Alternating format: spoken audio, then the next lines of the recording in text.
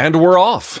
Hi, everybody. It is the 16th of January, 2025, and it is time for my live chat, episode 237, if I am not mistaken. Thank you so much for joining me. I greatly appreciate it. On the docket today, I'm going to guess a fair amount of UFC 311 stuff. We're now just 48 hours away from UFC 311, which I have to say, definitely some buzz for this one, but not as much as I would have imagined.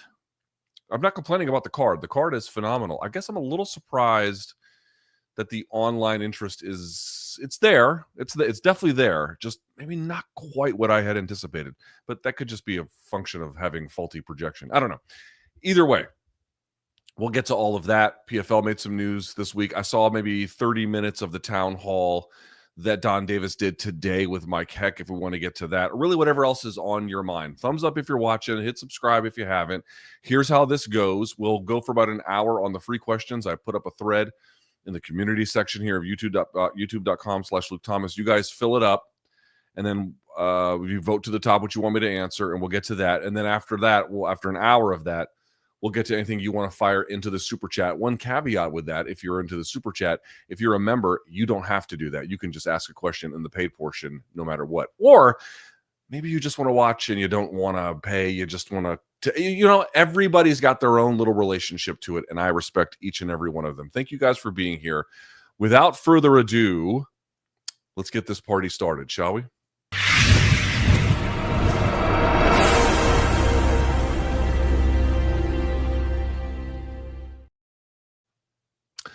Two housekeeping notes, if I may. First, folks asked last week about reading stamina and how to work on it. And I know, I don't know, but I know that it's at least plausible that you're like, oh, well, Luke just has no fucking idea what he's talking about, which is not an unreasonable supposition. However, I want you to pay attention to something like this here, if I may. This is from the Quarterly Journal of Economics, Cognitive Endurance as Human Capital. And basically, I'm not going to read the whole thing. I'm not even going to try to. But the basic idea is what you can see here. Like physical stamina, mental stamina requires exercise. For folks wondering about reading endurance, reading stamina, it absolutely can be built up over time. For folks who are like, my brain has been rotted from endless scrolling, I understand. I absolutely get it. Rest assured, you know what? I gotta lock this door here in just a second. Rest assured, you can absolutely build that back up. Takes time, like anything else. Got to do it the right way, like anything else. But it can be done. That's the first.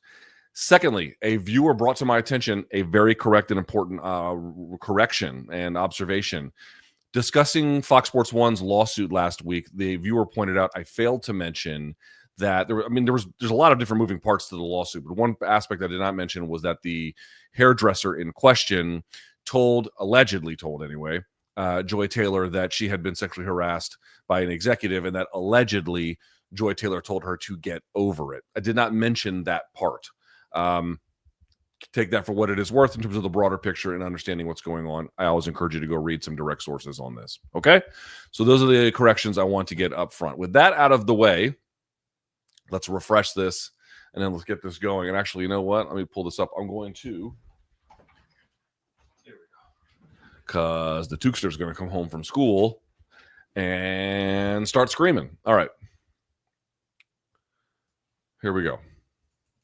Luke, do you think, I swear to God, I get more PFL questions than anybody else, and then I get more people emailing me telling me to ignore the PFL questions. I'm like, I don't know which master to serve here. You know what I'm saying? I don't know which master to serve. All right. Do you think PFL giving Francis the, quote, moon and stars, so to speak, had anything to do with some of their failings this past year? Obviously, you can't blame all their failures on them, but is it possible they may have had more wiggle room or money to pay certain fighters if they hadn't guaranteed so much money be allocated to Francis, both in the cage and for his opponent this past year? Beleaguered his opponents also, I believe his opponents also had some huge guaranteed fight purse. Yes.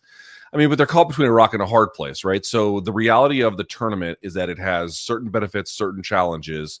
One of the benefits, again, what's a great test case scenario for how that tournament system is supposed to work? Dakota Ditcheva is a great test case, right? Where they identify talent, they burn through this tournament, they look amazing each time in a final against a really credentialed opponent who also deserved to be there. In her case, you know, ran her over, said a bunch of interesting stuff, made some good money. That's what they do well, or at least that's what, in theory, that particular model can do well. They don't really have any way for that to graduate. So they invented this whole other side of the business, this pay-per-view side, that is supposed to be able to be a place where they can get the kind of talent that can draw on pay-per-view. Because as good as Dakota Ditcheva is, and I think as popular as she is going to be, the tournament system itself can't really make people ready to go on the pay-per-view side. It doesn't translate to like, oh, this person won this tournament and they looked great and they launched their name inside the space. Now they can command big dollars on pay-per-view. It just simply doesn't work that way. It takes a while to make a pay-per-view star, and it takes real direct kind of massaging of the market in certain cases to get there.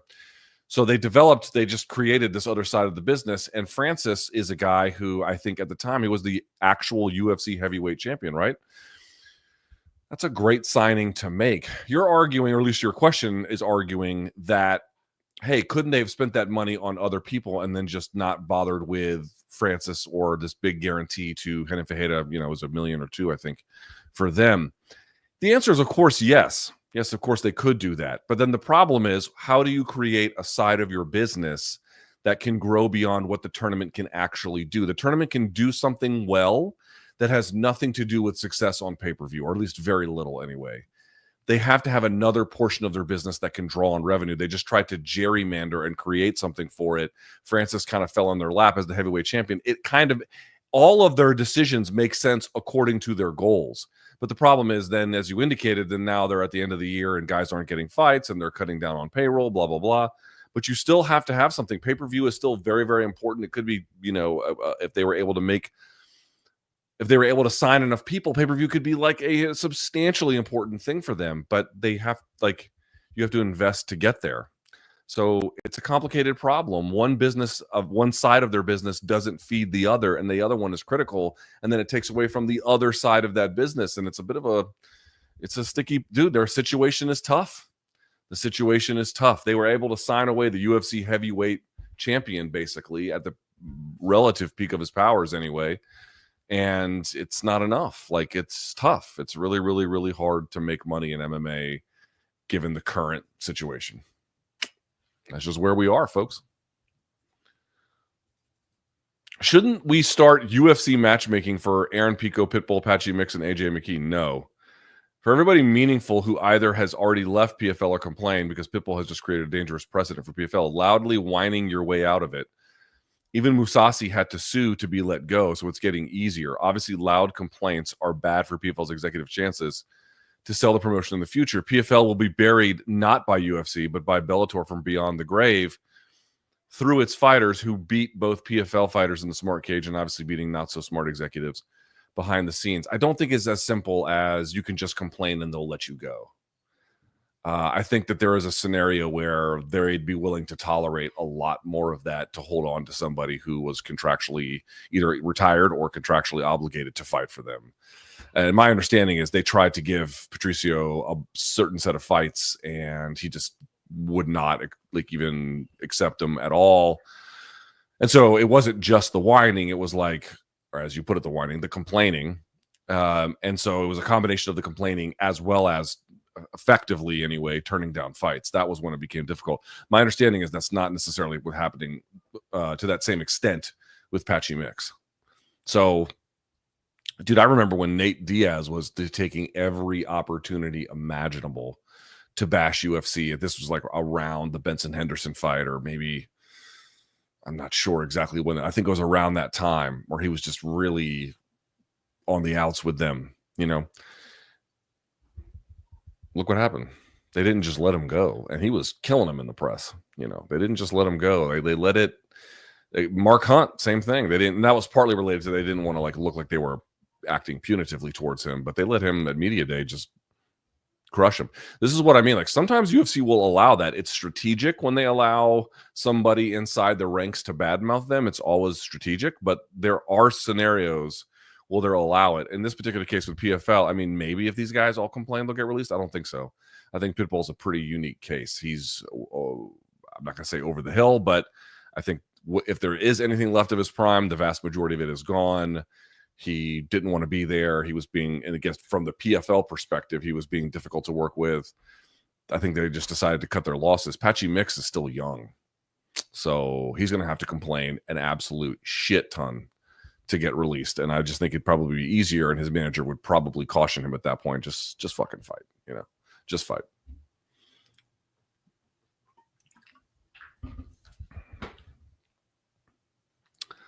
Oh, someone's asking like Dana's fight that no one can see coming. My best guess is going to be Conor Nate. I mean, I don't know. I haven't heard anything about that. Hi, Luke. I hear constant criticism of Turki Alalshikh and his involvement in boxing, but where would boxing be without him and his investment? The U.S. boxing scene is in shambles.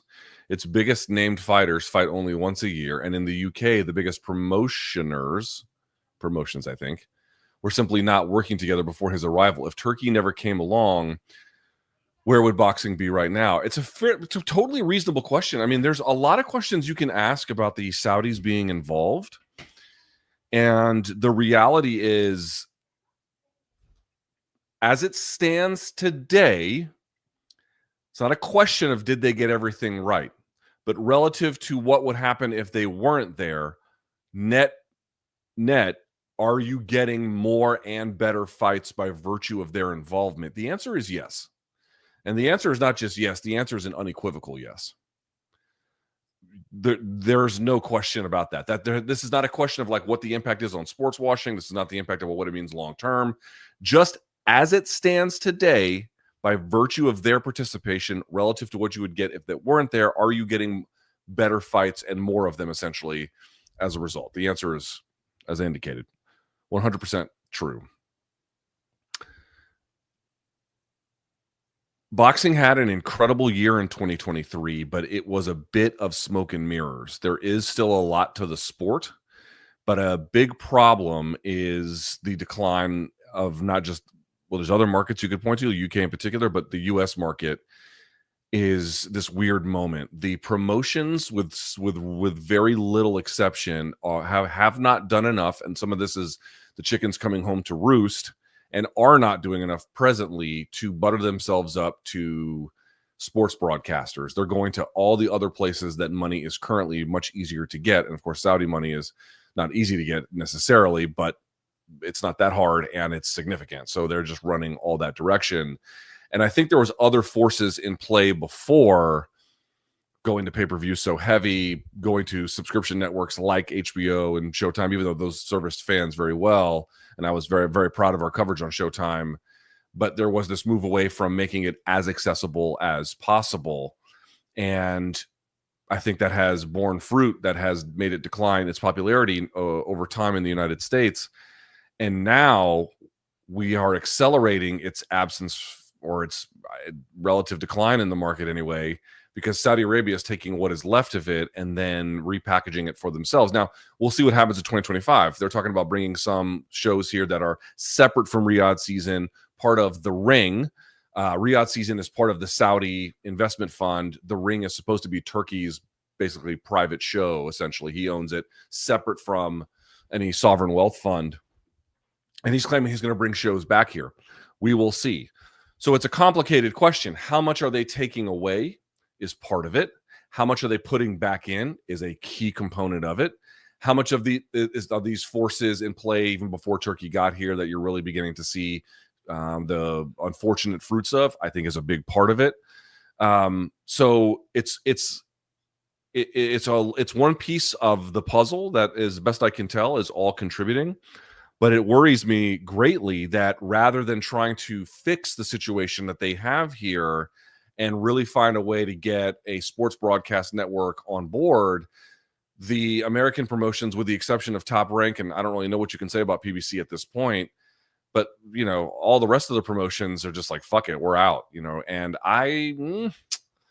you got to wonder, like, what does that do long term if you just aren't that concerned about the prioritizing the home market in a way you once were. Maybe it means nothing over the long term, but I have a feeling you're losing big fights. You're losing guys.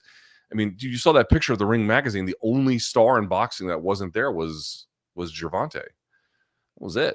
You know what I mean? Like, again, is it good? Are the Saudis delivering on big fights? Dude, they're delivering. There's no way around that. They're delivering. I don't think that's the beginning and the end of the story, unfortunately.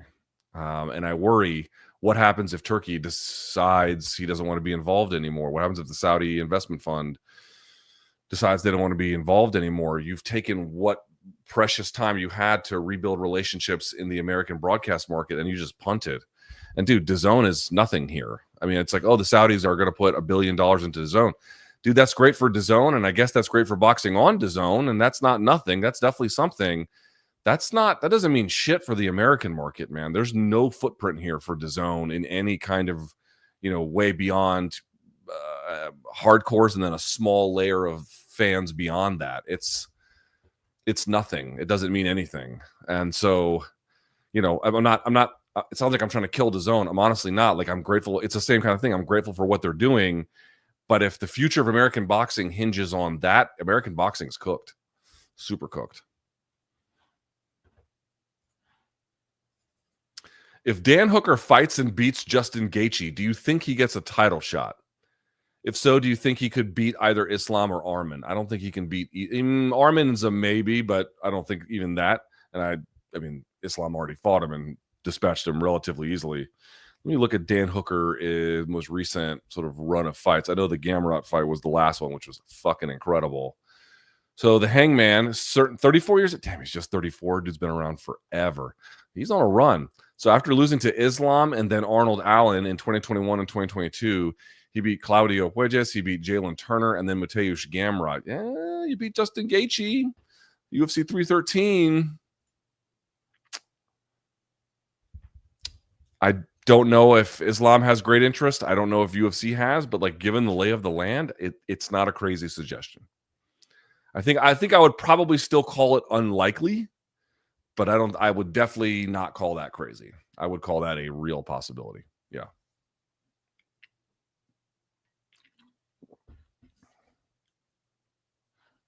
Man, no 311 questions? This is nuts. What the fuck, y'all? Luke, with Kaya Sakura getting an immediate title fight in his debut and Pitbull likely to sign with UFC, I was wondering if you thought it would be possible for him or some of the other PFL Tour champs with bigger names such as Usman Nurmagomedov, Johnny Eblen, or Patchy Mix to also get immediate title shots if they were to make the move to the UFC with their current win streaks intact or extended before they join the promotion, or would they have to work their way through the top 5? So the answer is going to be Kaya Sakura got a title shot for 2 basic reasons. One, I think he's got an exciting style. And there was obviously this partnership with Ryzen. That's a big part of it. But the bigger deal, the partnership with Ryzen is actually a separate deal, but kind of related. But the bigger point is flyweight is kind of a mess. And they need people who are ready to fight for titles as bad as they possibly can get it. That's not really the case at bantamweight, which isn't to say that Patchy Mix couldn't get a title shot, but it makes it much harder. Johnny Eblen's an interesting one. He could get one depending, but I don't know how UFC feels about him. It's a little harder to tell, but that's a different one. That's an interesting one. He could get one. And who's the other one? Usman Nurmagomedov. I think you would just have to consider him getting a title shot at 55 by virtue of his name. However, he's just not going to make that move until Islam is gone, right? Like he's just never going to do that. Or at least it's, the amount of time that they overlap at the same organization is going to be strategic and I suspect minimal.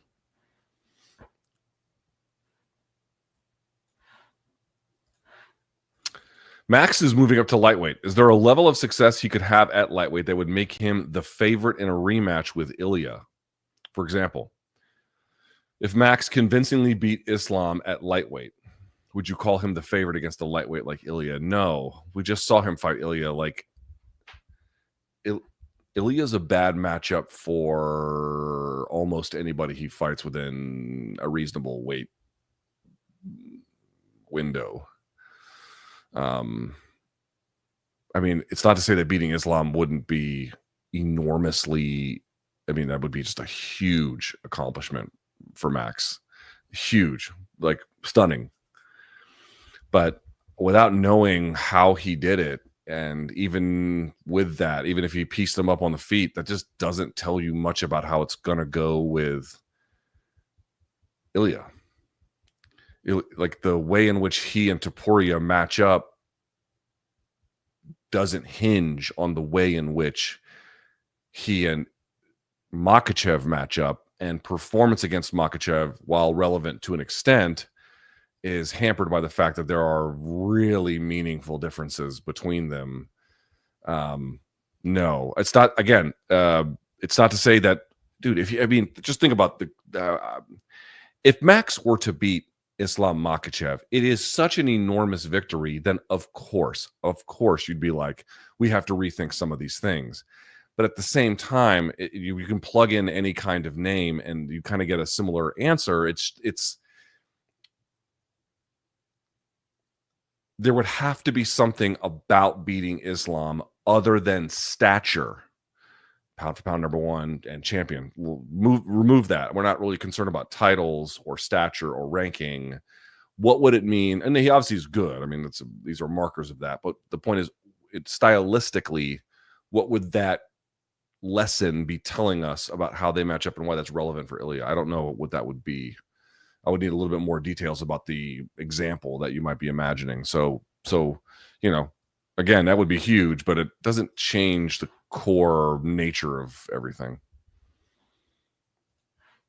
Okay, Luke, you said you'd talk about this a bit last week, but there wasn't really any Ngannou news. So I want to ask about your thoughts on a kickboxing super fight with Francis and Rico Verhoeven. It feels like it would be fairly easy for a co-promotion between PFL and Glory, and Rico has been open to super fights. Francis is unlikely to get devastatingly KO'd. How intrigued would you be by this? I'd be very intrigued by this, and my understanding is there were some efforts by the folks that make these kinds of things happen to try and make it happen, and PFL didn't want it. Take that for what it's worth. I'd be cool with it. People might want to kill PFL for not wanting this fight, and I would tell you,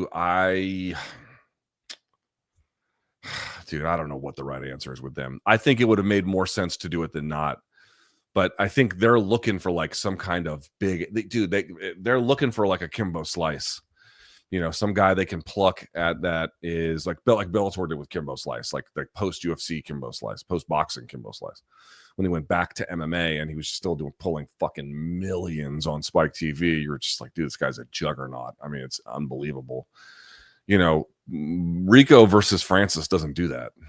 It just doesn't. Francis doesn't do that. And then Rico definitely doesn't do that. At the same time, like, what is the alternative? Letting Francis play out the rest of his combat sports career in boxing fights that are largely hopeless and kind of meaningless? I mean, the Fury fight had some value, right? I mean, knocked him down. That was great, but then he got fucking waxed by Anthony Joshua. And of course, we all know the story. But I'm just saying, like, I feel like it would be better to do something than just allow him, or to watch him rather, because he has so much control, but to watch him do these other things. But at the same time, it's like, does that really fix their situation? It doesn't. It doesn't fix their situation. They're in a tough spot.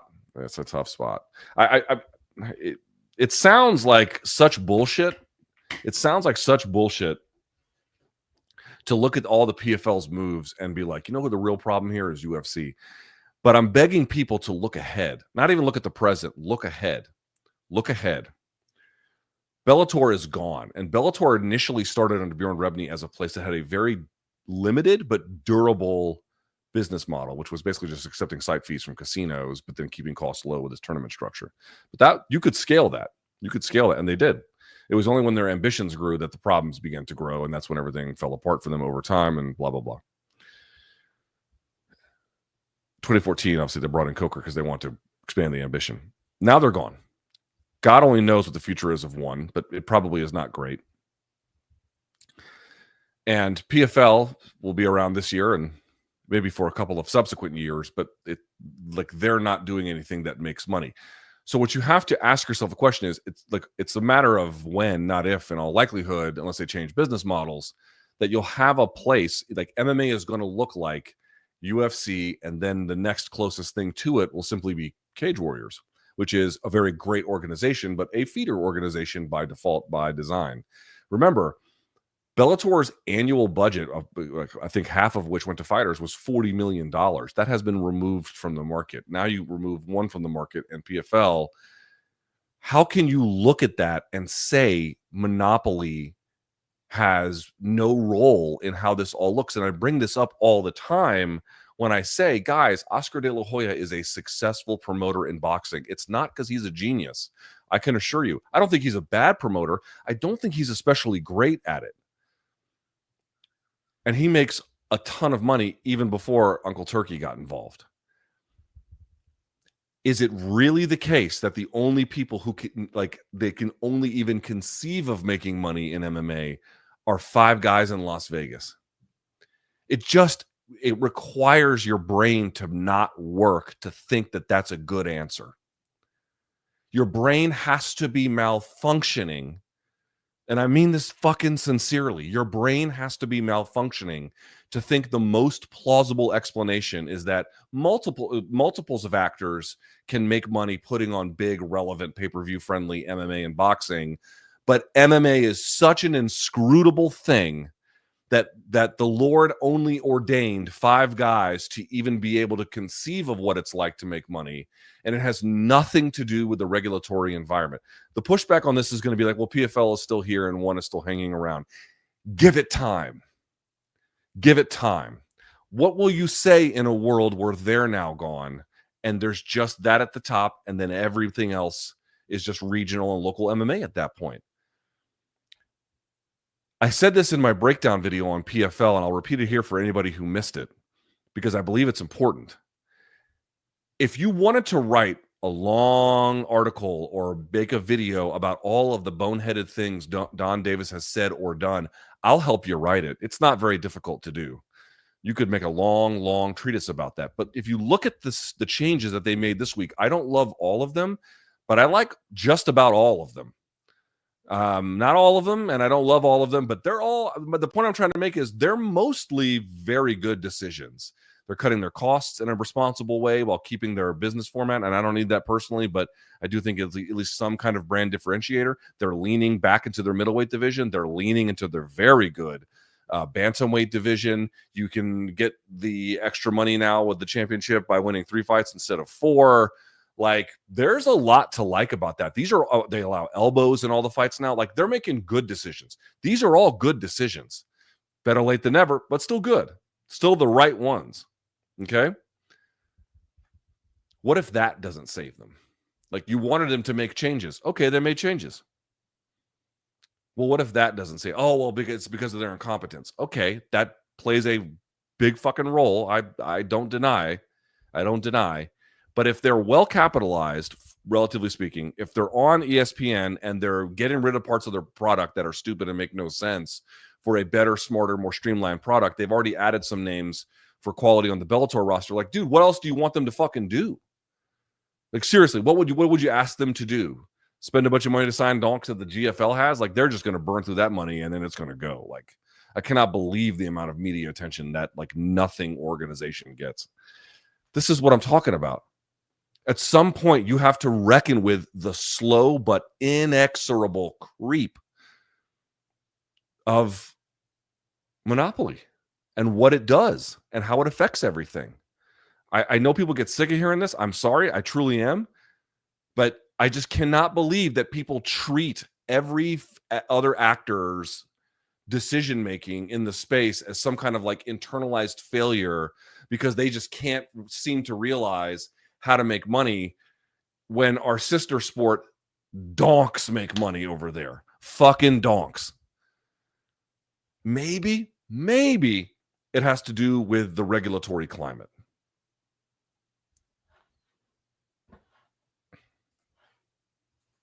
No one has stopped Merab's wrestling in his last 10 fights. Umar doesn't fight like Khabib. Is there more chance? Is there a more chance for Merab to win than Umar? Well, that depends on your perspective, not from mine. Wrestling for wrestling, I suspect that Merab is overall better, but the problem is twofold. One, I think Umar can match him in a lot of different ways. I think Umar can put good wrestling pressure on him, and I think he's obviously a lot better on the feet and not afraid to exchange on the feet. It's not like Sean O'Malley, who was limited in what he was doing because he was afraid of being taken down. I suspect that Umar will be cautious at first, but then he'll let it rip over time. And so you just don't get any of those benefits, or very few of them.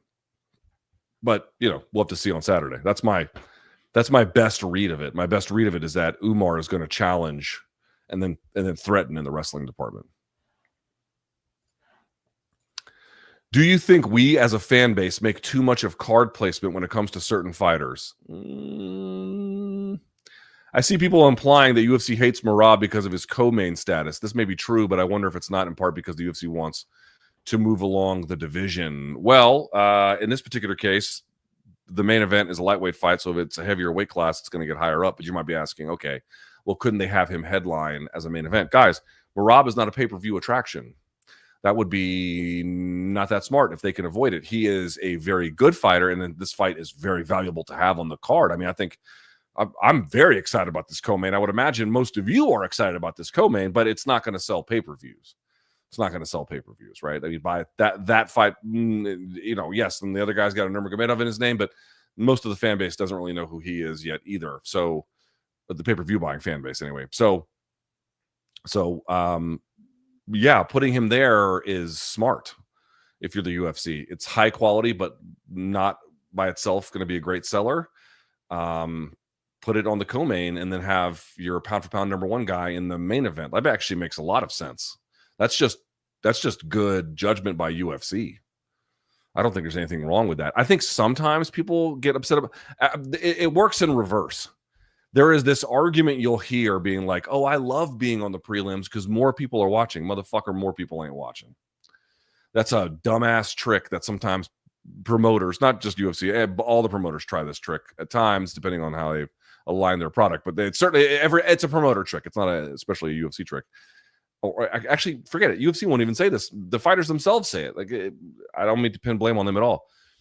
They'll say, "Oh, more people will watch me because I'm on national TV for the prelims than the pay-per-views." And I'm like, who the fuck actually believes that? Like, I don't give a shit what the ratings are for prelim cards. You could be like, "Oh, well, the pay-per-view only sold like 500,000, or which is, by the way, still a huge name or number." But you have to understand like what that 500,000 is. That's in many cases multiple people watching on one stream. There's bars and restaurants that would have a different tally that would go into the pay-per-view count. Like, if you run a website, what I'm about to say is incontestable. And if you are doing live video, you'll see this too. The traffic gets more exponential, both on like who's on the site and what they're reading as the card progresses up to the main event. Many more people are watching on the main card relative to the prelim card, even behind a paywall. That maybe not for the first fight necessarily. There can be a little bit of a difference there, but basically once the card gets going and you're on pay-per-view, many more people are actually tuned into that. You do lose the freeloaders who don't want to pay or the people who are pirating, but are more people watching the main card than who watch the prelim card? Incontestably. And don't let anyone tell you otherwise. There's many more eyeballs, typically speaking anyway, on a pay-per-view than that. So like when people do that, when fighters like try to justify being on the prelims, like, oh, I'm going to be seen by more people, even if it's not on the main card, you're not going to be seen by more people. You're going to get less media coverage. There's going to be less people overall paying attention. You're going to get much more people who are very, very casually oriented anyway. Like, no, not true. Not true. That, I think, is the kind of thing that bothers me a little bit more.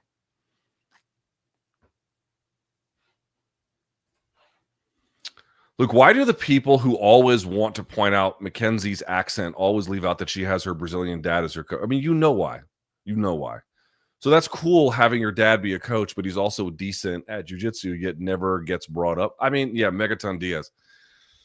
I cannot believe that there are people who are so fucking clueless and sheltered that they think Mackenzie Dern is doing now at this point like the ultimate Sacha Baron Cohen method acting Borat bit, where like even when the cameras are off, Sacha Baron Cohen's still walking around like my wife and all that bullshit to like the cast and crew of the movie. That's what they think Mackenzie Dern is doing, a long-running bit where they think, oh, because she pronounced it one this time and in this scenario, this is evidence that the mask has slipped, rather than what we actually know about language and culture and exposure, which is that it can be a confused mixture at times when you mix geographic location and culture, and then again the context in which you are speaking and to whom, for how long, and which part of your day, like all these things, and then how long have you been in the States versus not. All of that has an effect over time and how they want to regulate their speech depending on how they perceive the audience's expectations of them. Anybody who knows any immigrants who have lived here for a decent amount of time, who have tried concertedly to work on her, and I know she was like basically a product of this place, but she has immigrant parents and she basically lives very close to Brazilian culture.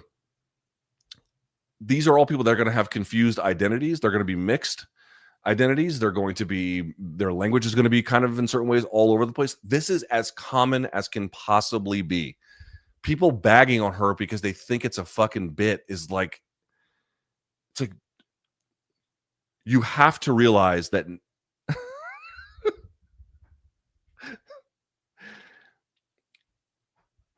to think that what she's doing is a bit requires you to have a view of the world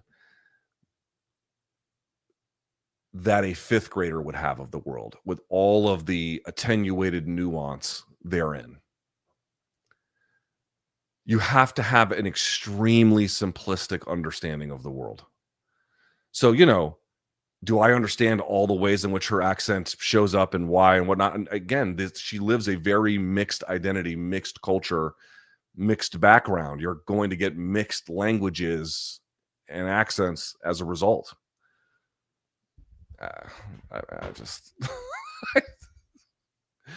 she didn't have as much of a Brazilian accent when she was a teenager. Wow, you mean spending a lot of time in her adult life around Portuguese or Brazilian speakers may have influenced even her own native language to have a slight accent within it. I've mentioned this before. Henry Kissinger had an English accent in German and a German accent in English. What the fuck are we talking about?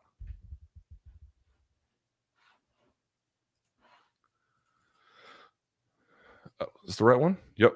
Yeah. Oops.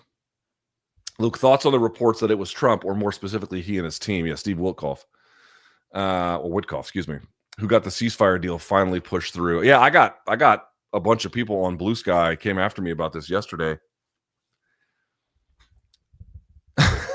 You just can't believe it. You just can't believe it. I am waiting for the other shoe to drop. I am waiting for there to be an announcement that the West Bank is being annexed, or by this agreement, the ceasefire is phasic. So I'm waiting for the all clear to go in phase 2 or 3 for the war to resume, because I don't know how you can trust any of the parties involved. But suffice to say this, I will give credit where credit is due. Trump did the thing that we've been saying all along Biden could have done, which is they can't do anything for any sustained period of time without American support, without paying for the weapons, the training, the intelligence sharing, you name it. They cannot do it. They're not able to do it. And if you are the American president, you can simply exercise leverage in this way. And the reason we know that is because Reagan did it. Bush Sr. did it. Like, we've actually seen them do it. It's not a very difficult thing to do. You just have to say enough is enough.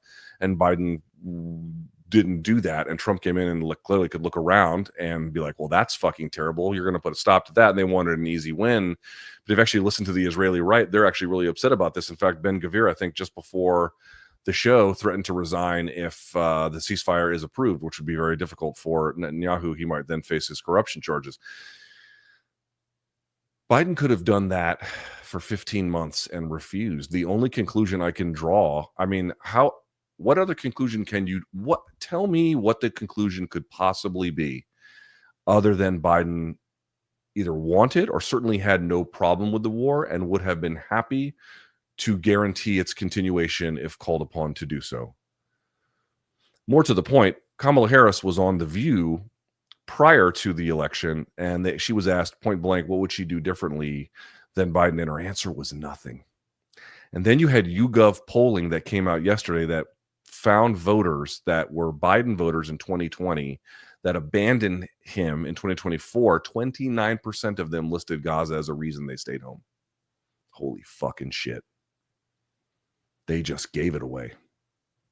They gave it away. Again, on election night, it looked like Trump had a gigantic mandate, but it's just a point and a half. He won fair and square. He won for real. There is a vibe shift. There's gains. It's not to say that otherwise, but they gave this election away. They gave it away, and they gave it away because Joe Biden's a war criminal. Simple as that. The two most radicalizing, in terms of like events that they were either responsible for or architects of, as it relates to foreign policy, the two most radicalizing presidents of my lifetime under those conditions would be George W. Bush in the Iraq War, and then, which was just a failing of every possible. What do I need to tell you about that? And then Joe Biden. He deserves to be tried in The Hague. Do you guys see Secretary Blinken tried to give a briefing today at the State Department and got shouted down by members of the press who were there, and they had to be escorted out, several of them. That guy should know peace. Never.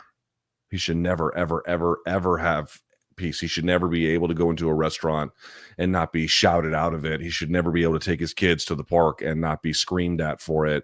He should be shunned from the rest of society, and I hope him and Biden are haunted their days. They're lucky they're not sitting in a fucking jail cell for what they did. Right. And Trump had it's the easiest layup in the world, but he looked at it and was like, yeah, I'll take that. Thank you. And he might stop. I don't know how this might work legally, but there appear to be some signals that he's going to try and stop the ban of TikTok. And these fucking idiots, dude, do you guys remember before the election, like several weeks before, maybe several months before, I was making a claim about how weak the Democratic Party is. And I had people push back on this. Oh no, they're real strong. Are you out of your fucking mind? They are weak. They are weak. They are pathetic. They are weak. And it just blows my mind. It blows my mind that for 15 months he looked at that and thought, looks good to me. Trump took one fucking look at that and was like, yeah, no, put a stop to that immediately. And he sent a casino magnate essentially to then basically just tell the Israelis it's time to wrap it up. And what do you know? They did. I mean, we'll see how it goes in the next couple of days. It seems like, all the stuff is pretty fragile, but they just did.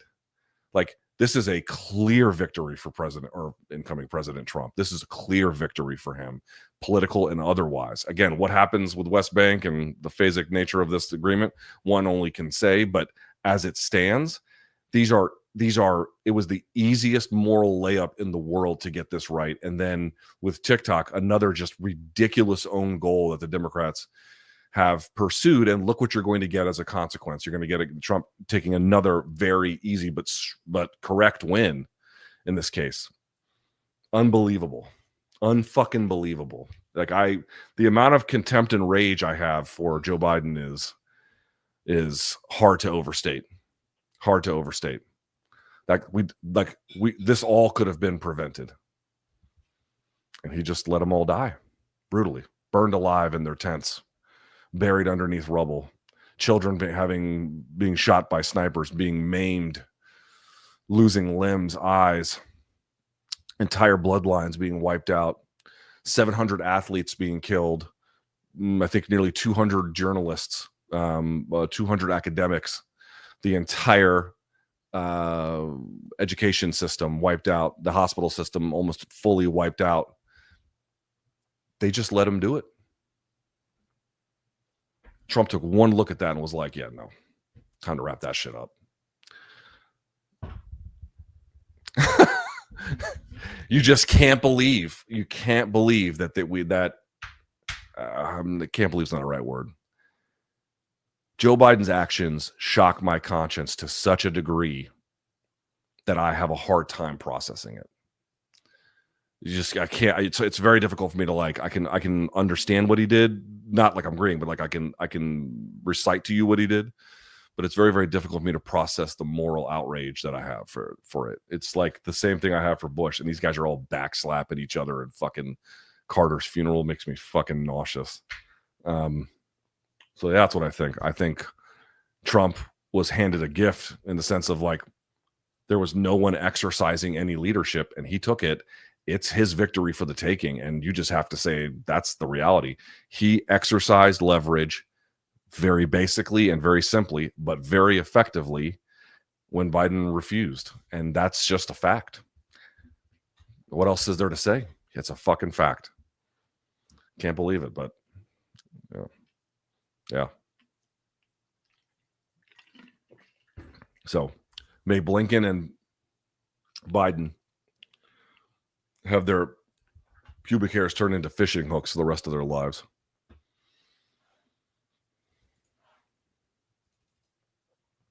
Thoughts on PFL and Patricio? Will more fighters follow? They won't follow. And would you match him up in the UFC for fun fights? I mean, this one's easy. You could do Illia if you wanted. I mean, Max, I guess, is gone, so that's not really on the table. But, dude, you could do Ortega. You could do Yair. Dude, the fight to make is him versus Jose Aldo, 145. Because Jose's long in the tooth. Patricio's long in the tooth. Patricio's the best fighter in Bellator history. Jose Aldo, one of the very best fighters in UFC history. They're both Brazilian. They both have action styles. That's the fight to make. That's such a, I think, credit to Grabaka Hitman. He was the first one to have the idea, or at least publicly to float the idea. It belongs to him. That is his. But for sure, that's the one I want to see. In terms of him, bickering and getting out, we've kind of already talked about it.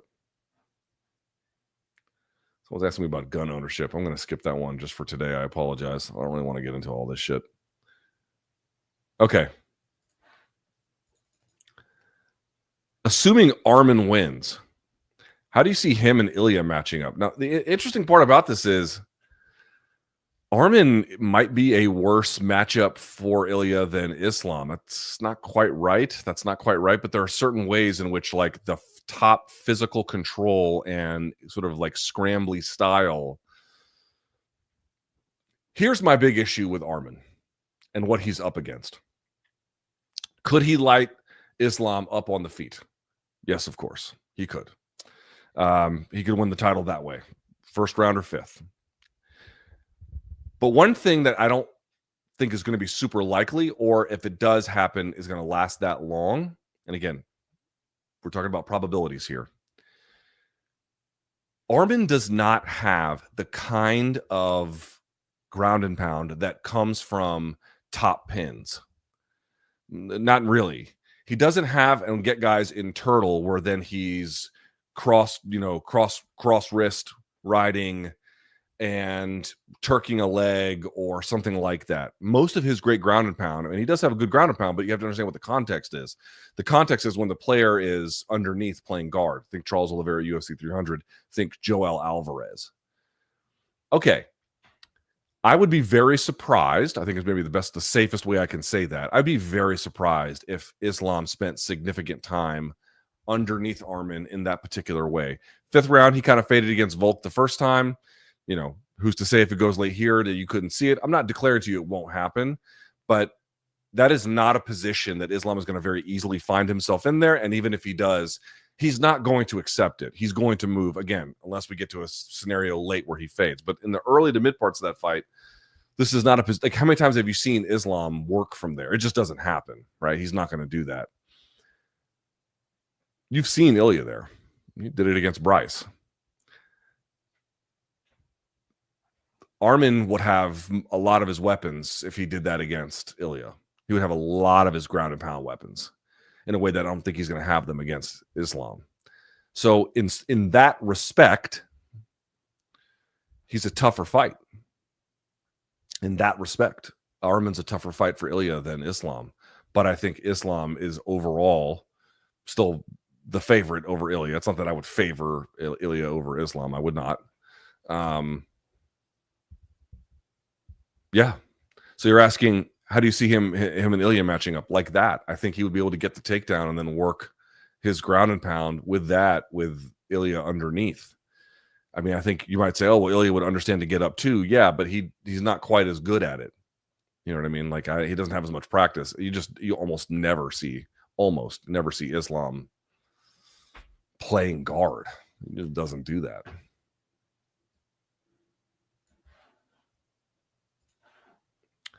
Luke, how do you decide what you post on X or Twitter versus Bluesky? I noticed your posts differ between them. I don't have I don't have a great rhyme or reason. I'm just kind of trying out what seems. I don't know. I don't have a grand ambition in either way.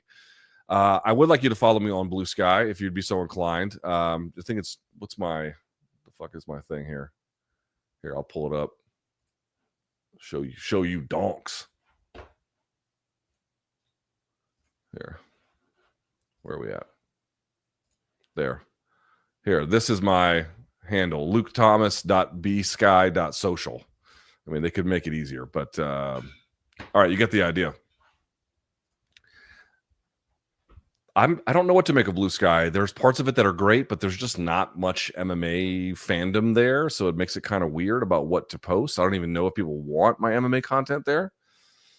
But I don't want to go to Threads because Zuckerberg fucking sucks, and I don't want. I can't. I mean, they're gonna get. I'd happily give up Instagram, but they're gonna fucking get rid of TikTok. So, like, dude, we're just living in this world where Elon's got control of one of the biggest ones, and then now Mark has always had control of one of the other biggest ones. And so I'm just looking for, like, is there an alternative in the market that isn't Zuckerberg or Elon based? I'm not saying to get rid of them. I'm saying at its core, I think my request is pretty simple. I would like more choice. May I have more choice? I think consumers should have more choice than one billionaire owns this one billionaire owns this one, and then what's left is like not much. This is why I really hope there's a way where they can like salvage TikTok, because I would love to spend more time there, but I don't have a great degree. I don't know. I don't know what to do. Like, I don't know what to do with any of these platforms. I'm still trying to figure it out. I can think is the best way I can answer that, which is not a great answer, but there is no principle involved. It's just throwing shit at the wall and seeing what sticks, you know?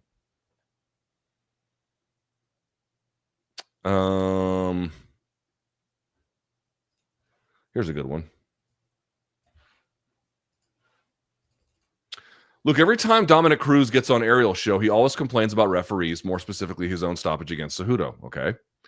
He always says, quote, "I told the ref in the back not to stop the fight for anything," end quote, and he uses that as his reasoning that the fight shouldn't have been stopped. Does he actually believe the fighters have a say of when the refs stop the fight, i.e., only if I lose my armbar, you can stop the fight? He repeats this constantly, yet he is a commentator. How can he misunderstand or spread misinformation about the sport or the position that he's in? I've talked to him about this. The way he explained it to me was not that he thought, oh, if I tell the referee this, they have an obligation to match it exactly. That's not what he has told me. What he has told me was he told the referee, or he tells the referee, don't stop it, under these conditions, or, whatever his speech is, in the hopes that they grant him some latitude. And that his impression in that fight was he was not given the sufficient amount of latitude that he felt that he was owed, and that he had tried to clear ahead of time with Keith Peterson. That's also not a strong argument, but it's not the same as if I say it, you have to listen. That's not exactly what he's making. But I agree, Keith Peterson has, I think, not been as good as he once was, but I think, I'm not going to tell Dominic Cruz how to live. I tell him to move on because I think it's worth it, but he's going to do what he's going to do. In Spain, we can watch the fights without commentary, only hearing the sounds inside the cage. Why isn't this option available for everybody? It used to be, especially the main market in the U.S. It's perfect for listening to your more entertaining live commentary. There used to be on Fight Pass, you could do I think non-corner audio, or you could do no commentary. You could do blue corner audio. You could do red corner audio. There's all kinds of ways you could mix it up. It used to be this way, but it also might be the case that Spain doesn't, and I don't know if I'm making this up. The Spanish are like the French in the following sense. The French have an entire organization, an entity that is designed to preserve the French language. So, for example, they don't want to say things that are Americanized words and then adopt them into the French language. They want to find, or create, I should say, native French terms that match the language. And so, I don't know, I'm going to make something up. You couldn't say compact disc. I bet they've got their own, they would not say, except for formal names. You'll say a formal name, but other than that, they want you to change the language. Spain is like that too. They have a similar kind of sort of cultural and then linguistic preservation organization in their society there. And I like, do they want commentators who speak Spanish but are from Latin America? I don't know. I don't know what the answer to that is. The Spanish are pretty particular about things. I don't know. I don't know what the answer. You would know better than me, but it's a question I would have.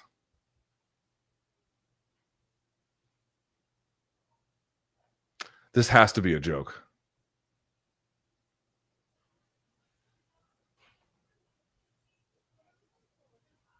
This has to be a joke. I'm going to read this assuming that it's a bit. Luke, you use to be unbiased. I mean, we're off to a fucking great start with use and unbiased about people and their, often grammar spelled wrong, but now you're wrong for sure bias. But this has to be a bit about their grammar and not at all the way you use to be. Don't be so biased. Yeah, I mean, this is a bit. This has to be a bit. Fucking has to be a bit. All right, someone's asking about the Commanders very quickly here. As a DC resident, someone who experienced the glory days of the mid 80s and 90s, how are you feeling about this turnaround? Feeling fucking amazing. I'm going to be doing a UFC 311. We'll do a watch along for the main and co-main, the title fights, and then we will obviously do a post-fight show. So Saturday is going to be great. Stick around for that. But I'm going to watch that game while I'm watching the fights. So that game's at 8, and it's going to end probably around 11 or so, right? So it's going to bleed into the main card. I'm going to have both of them up. I don't listen, I'll be very clear. I don't think the Commanders are going to beat the Lions, but every part of this season has been so much better than I ever expected. You can hear Tuki home just fucking, I mean, dude, it's Godzilla when she comes home. Godzilla just fucking tearing down the door. I love her. She's the joy of my life, but just doesn't know inside voices. But dude, this season with the Commanders, dude, Jane Daniels is infinitely better than I ever imagined he could be. They are 13-5. I would have never thought they would have done that. They've had 5 games in a row where they won the game on the final play from scrimmage. I mean, you just can't believe that they're that clutch. It just goes on and on and on and on. I cannot. They can go to Detroit, and I'll be sad if they get their ass kicked. But I'm so freaking happy about how this has all turned out. This is all bonus time for me. We're not even supposed to be here right now. This is fucking awesome. And I think, as long as Jaden Daniels stays healthy, who knows what next year is going to look like. I cannot tell you. It's like, I honestly did not think I was going to experience joy like this for the football team again in my lifetime. I didn't think that. I didn't think it was going to happen. I thought we'd have to just move on. Like Snyder was going to go to the grave with that fucking team. But yeah, pretty great. I did see something about this. With the NCAA voting to make Division I Women's Wrestling National Championship and the popularity of women's wrestling and no-gi grappling booming, are we going to see a major shift in MMA within the next 5 to 10 years? Depends how big women's grappling can get. For now, women's MMA still is much bigger than women's grappling. Women's grappling is really, really behind in ways that women's MMA is not. So the disparity there is still big. And it's big on the men's side too, but it's even bigger on the women's side. So as long as that's the case, I don't know. But in 5 to 10 years, it's really hard to say where they're going to be. By the way, I did an interview today with Marcelo Garcia. That's out tomorrow. We talk a little bit, not about the women's side, but we talk a lot about grappling in the future. It was cool. It was fucking great to talk to him, by the way. Let's see. What do we got?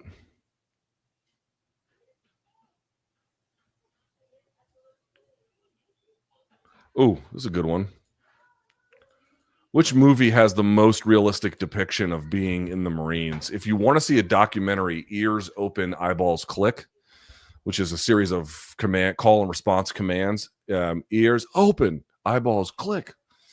We actually said it a little bit differently at Paris Island. We said ears open, eyeballs snap. It's a great documentary. If you're asking about movies, it's a great documentary about seeing what Marine Corps boot camp is like. The best one I've seen is Ears Open, Eyeballs Click.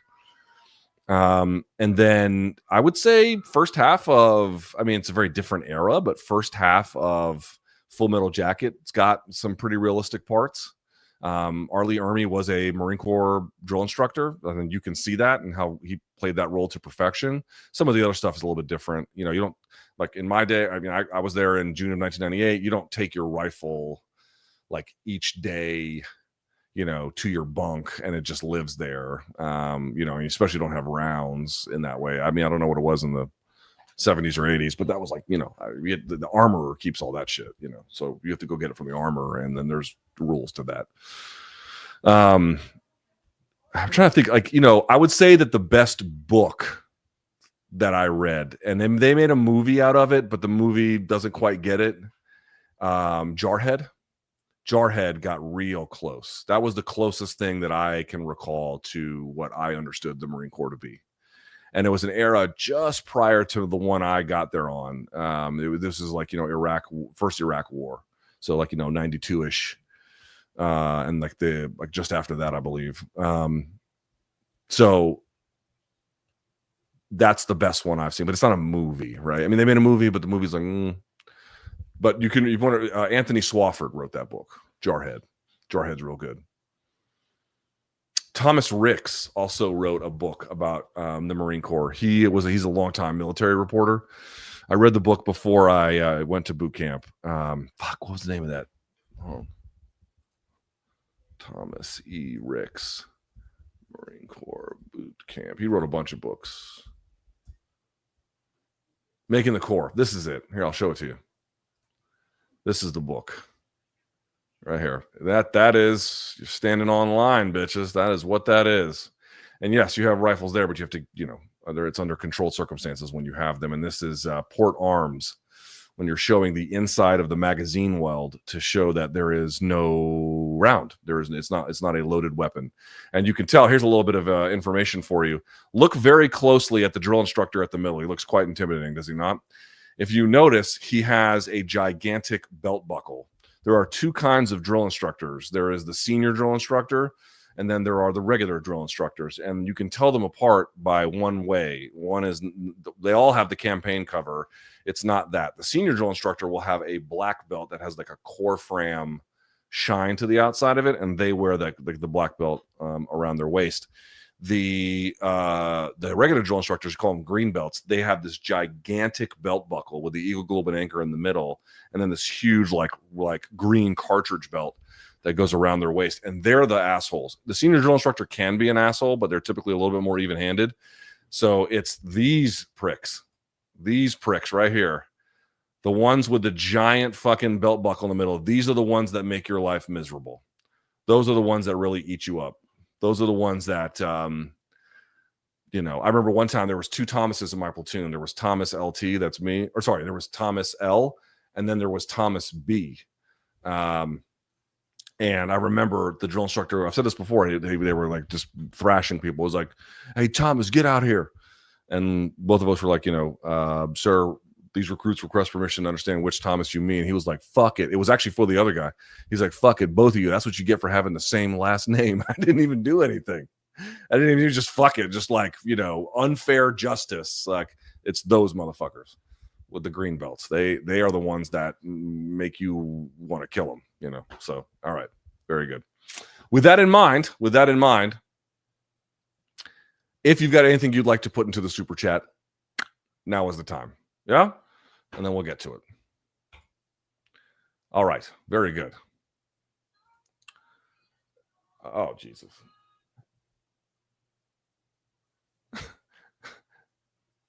Fucking Jesus. All right. Jackson says, as a philosophy major, this does not in any way make me like a philosophy expert. To be very, very clear about that. What do you think of all these young men romanticizing Stoicism nowadays? Oh, dude, they're lost.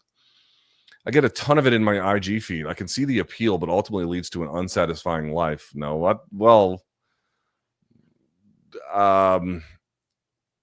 most of what you see on Instagram that people call Stoicism is nothing even remotely approaching Stoicism.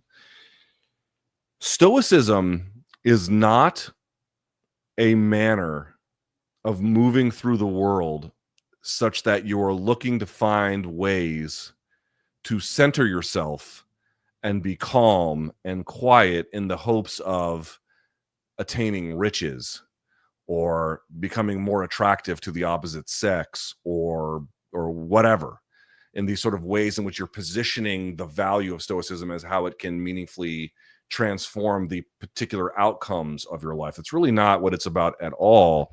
Yes, Stoicism, and by the way, these things are heavily related to both the departure and then the arrival of Christianity and the societies in which Stoicism comes from and its effect. Like, in other words, Stoicism had its role before Christianity took over that same territory, or Holy Roman Empire. But and then now I think the decline of sort of religious forces in Western society is being replaced by these kinds of things, right? So like the role of and the departure of Christianity seems to have a pretty significant influence. But it's not a thing of like, I'm going to make myself richer, I'm going to, you know, be more attracted to the opposite sex, I'm going to succeed in all these.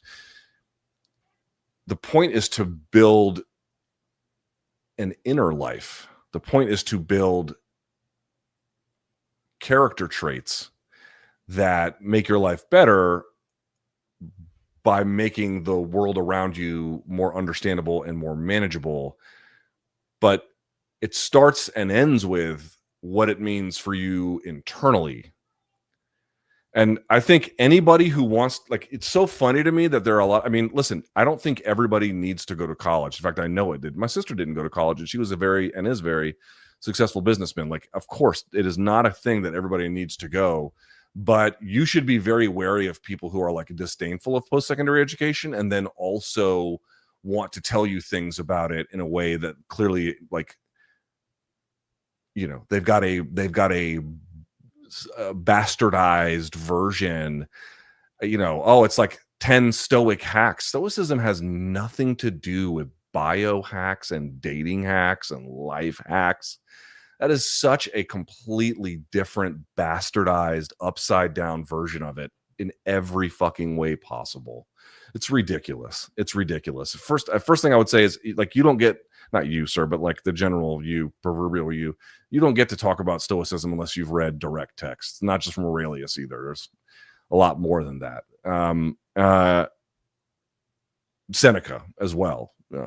I brought this up before. I don't mind talking about it. My mom, in her suicide note, referenced Seneca as like a lesson to all of us to, you know, like learning to like almost like trying to put you know, an intellectual arm around us to like help us deal with her departure, like the values of Seneca and what this all taught and like the way to move forward. And I was like, you know, this, I mean, it could not fall on deaf ears more.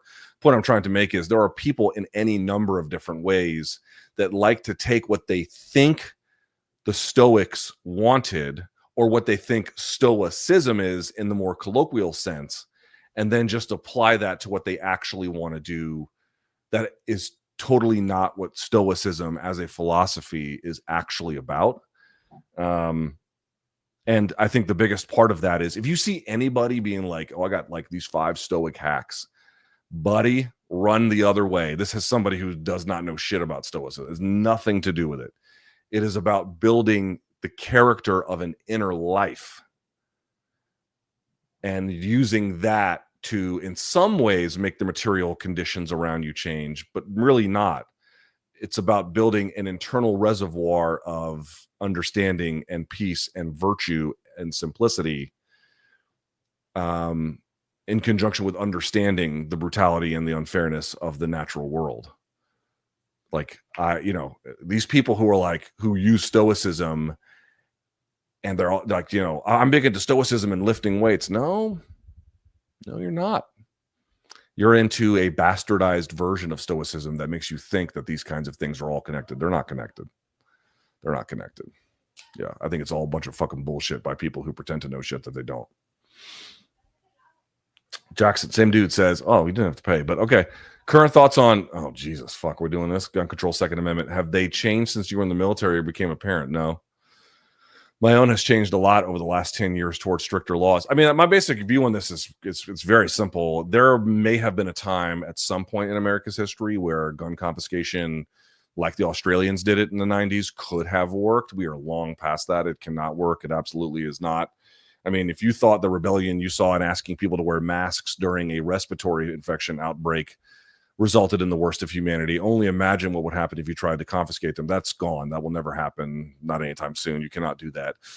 Putting stricter laws on gun ownership as it relates to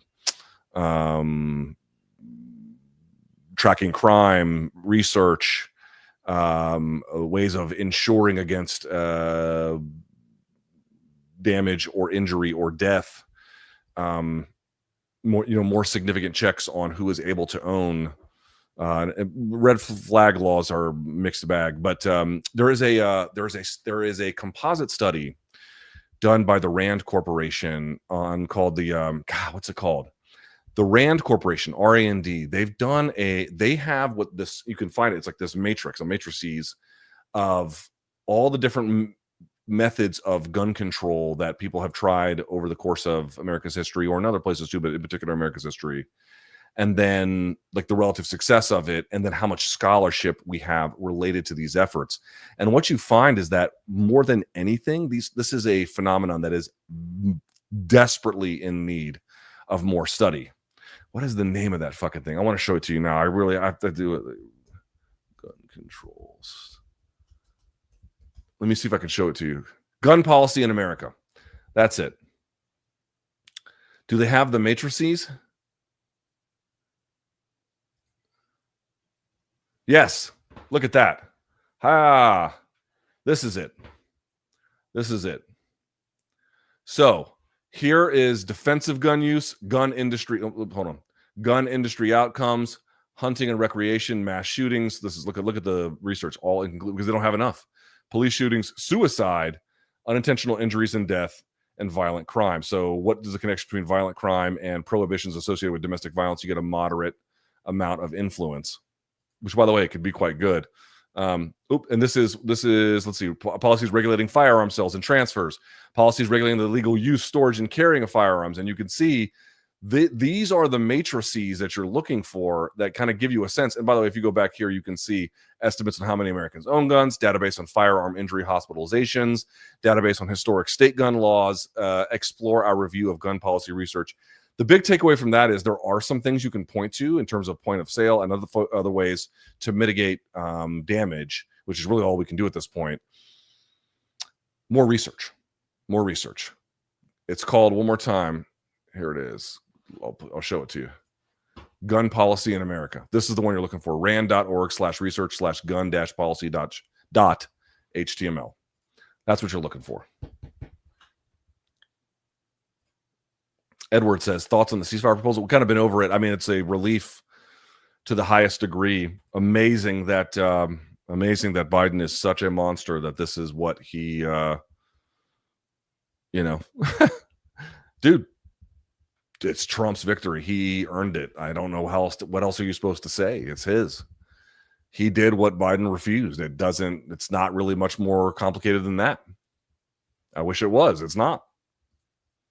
Trap Naps, got any recommendations for spots to eat in and around Chinatown? Yeah. Let me see. There's a place that's a hole in the wall that is fucking awesome. Let me show it to you. Yo, this joint right here. Hang on. Let me show it to you. China Boy. China Boy is awesome. It's this hole in the wall joint right here. If you turn to the right, you'll get to the. So this is what street is this? This is I guess 6th Street, maybe 8th Street. I'm not sure. And then this is H. This might be 9th Street. I can't remember, but this is H. And so right here in this corner, just on the other side of this, actually on the end of this block, on the other side of this is the. Well, I'll show it to you. It's the Capital One Arena. Look. Let's see if we can go a little further. All right, so here's H and 6th. Here's H and 6th. So we go a little further. Right here. There's the Capital One. You can see it here. Right there. See that? Boom. Capital One Arena. So there's the Capital One Arena right there. This is where John Tapper from what do you call it? Bar Rescue. He had a place around here and it fucking tanked. Right there, there's Capital One Arena. And this place they serve the Mexican Coke in here by Bar Deco. That's like they use the cane sugar there. Bar Chinois is cool. Bar Chinois is a good place to eat down there. So that's a reasonably expensive place, and that's a cheap place. If you're just looking for beers pregame, you can go to Clyde's, Rocket Bar, Smith's. Yeah, there's a bunch of cool shit down there. Ryan says, Luke, I'm crazy for thinking the Merab Umar fight is going to be one-way traffic, but not sure which way. Getting a feeling someone's going to surprise. I think it's going to be close, and then Umar's going to take over. That's what I think. Brandon, welcome to the party, friend. Aussie says, did you see Dark Side of the Cage? Not yet. How did Mike Goldberg's voice get higher? Other talent on the show look rough. Ken Flo on point, though. I would have to have seen it to have any kind of commentary. I just haven't seen it. Eduardo, welcome to the party, friend. Blake, welcome. Devin, welcome. David said, you said that the UFC is reaching its limit in popularity. Why is that? Does there exist a way of running the UFC such that it could become more popular than one of the major sports?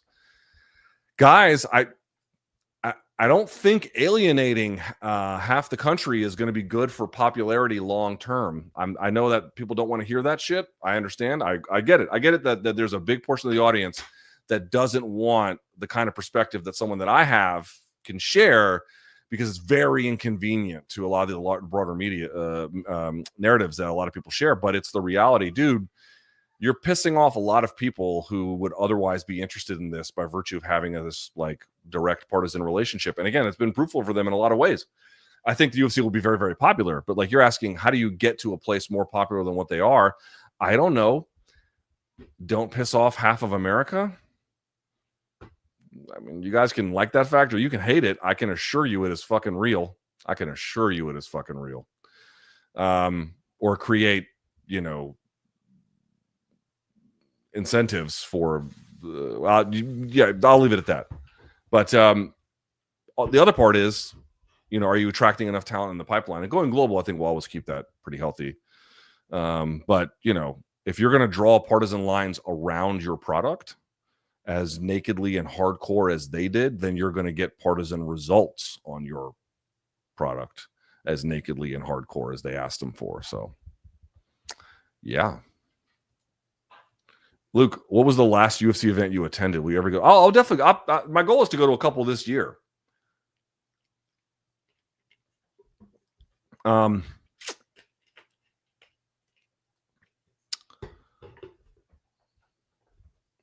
What was the last one I attended? I don't even remember. I think 276. God, has it been that long? No, there was one after that one. I cannot remember. I don't remember. Dude, I'm sweating like a whore in church.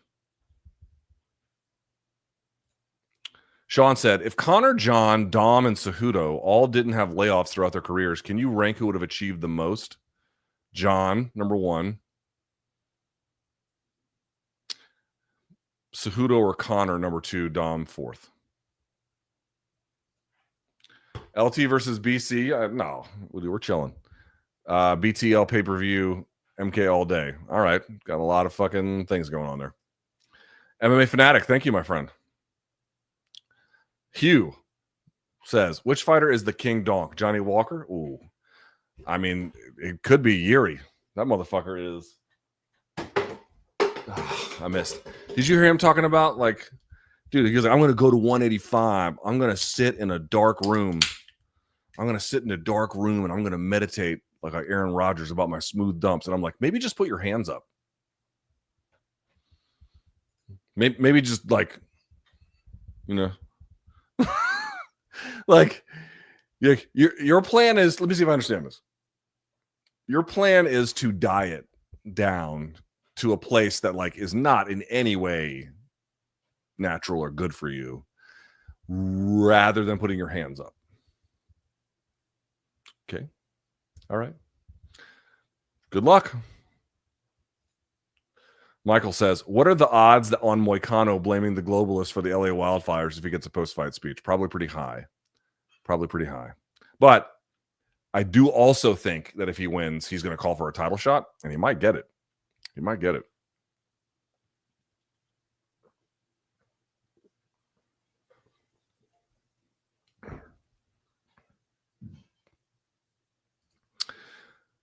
Prince says, who is more likely to lose this weekend, Islam or Umar? I think Umar. That's a personal opinion. Umar. Ray says, Luke, you are honestly far too critical of Yuri. No, I'm not. Gaethje has far worse striking differential at lightweight. That's a lot of his old way of doing it. His newer way is much better. It's got much better differential. But I do admit, like early in his career, it was terrible, and I killed him for it at the time. You know what I mean? Like we all kind of did. Also, like Gaethje that would happen to him, and he would lose. He would mostly win. It was only when he lost a couple times when he fully realized that he needed to change, and he did. Let's see if Yuri learns that lesson. I don't know if he will. Do you think there's any chance the UFC brass will look at the bleak women's, bantamweight division and scrap it all together? No, they need it just to fill out the roster. Carnage says, Luke, would you and BC be open to playing games while talking about random stuff? So like room service diaries, but you're both playing Street Fighter or MK. Loser has to buy the next Delta 8 batch. Yeah, sure. I don't have anything planned at the moment, but yeah, that'd be fun. Ashkan. It's pronounced Arman, not Arman. Arman, fair enough. Thank you for not constantly screaming into your mic and clipping your audio signal like the younger gen of streamers. I've got a limiter on it, so that tends to happen. Ashkan Arman, fair enough. Arman. Chad says, sorry if this has been asked. Why was Jones announced as the undisputed champion when he beat Stipe? My understanding is the existence of an interim champ means the title is disputed. He's not. He is very much the disputed champion. There's I don't know what to tell you. Like, it's like announcing me as president of Harvard. You can say that. It doesn't make it true. He's not undisputed by any definition. They might have just said the shit to say the shit, but under any definition of disputed, this is textbook. There's not only an interim champ, the interim champ has been defending the interim belt. It's disputed. It's the definition of disputed. Having them fight, if it's not a dispute, having them fight wouldn't be a unification. But in order for it to not be a unification, there would only have to be one belt, but there's two belts. So it is a unification. So it's disputed. What's up with Merab's leg? It looks fucked up. And I don't know if they're staff or not. I'm not going to do that whole bit. Did you guys see this? Did you guys see this fucking thing? It looks terrible, man. Let me see if I can show it to you. Let's see. Let's see if I can find a thing and I'll put it up. Yeah, here it is. Look at this shit, man. It's like, Merab, buddy, what are we doing? All right, look at this. Look at this. Let me take this off. I mean, look at that shit, bro. And it's right here on his leg here. So it's like right on the shin. You can just tell he's had some issues clashing with it probably in training. I don't know. I mean, clearly it was cut open before. You can see it's healed to some extent. I don't know. I don't know what the fuck that is. All these guys come in terrible condition, beat up and, yeah, I don't know what to say. I hope it's not staff. I'll put it that way. MMA Fanatic says, as someone who wasn't there for Kimbo Slice era, can you paint the picture of what it was like and what he meant to MMA? He was very reviled early on, and it wasn't until like later on, like where Boz Rutan, after losing, you know what? He didn't become really popular. I mean, he was popular, but he didn't become accepted in MMA until after losing to Seth Petrozelli and then doing boxing and then coming back to the UFC. And he did the Ultimate Fighter, which was fucking insane. I mean, the ratings for that one were just through the roof. Roy Nelson got a big bump from it. Brendan Schaub got a big bump from that. Like a lot of guys got a big bump from that season. And, Kimbo, I think only had the two fights, the Houston Alexander fight and then the Mitrione fight. I think that was it. Maybe one I'm not thinking of. But, it was that really rebuilt him as just like before he was kind of like the YouTuber turned Street Fighter turned trying MMA guy, but he wasn't very good at it, right? And it worked for a little while. He beat Tank Abbott. He beat Ray Mercer and shit like that. But he wasn't very good at it. And the whole thing kind of collapsed. And then when he came back, he still wasn't that great at it. But people really admired how he had fucked up knees, but he was still trying. And then when he went to Bellator, dude, he was still popular as shit. And at this point, People loved him, absolutely loved him. So he went from being like fully reviled to fully loved. And they were matching him up with, Dada 5000 and Ken and shit like that. But they loved him. They fucking loved him. It was, and every fight was fucking huge with him. Every show he's on did big, everything did big numbers, dude. He was such an attraction, but the controversy of it just kind of changed, Slewed sauce. If MK or your own channel had an unlimited budget, would it look like a more mainstream sport like First Take or something different? If I had an unlimited budget, I would do a more mainstream show like First Take, but then complement it with all other kinds of creative programming that would not look like it. I would do both. And that sounds like a cop-out, but it really is true. Lazy bit. Luke, I spoke with Don Davis today. Did you? And he gave me the 3 biggest fights he'd most like to make with the current PFL roster. What would your 1 biggest fight possible with PFL be?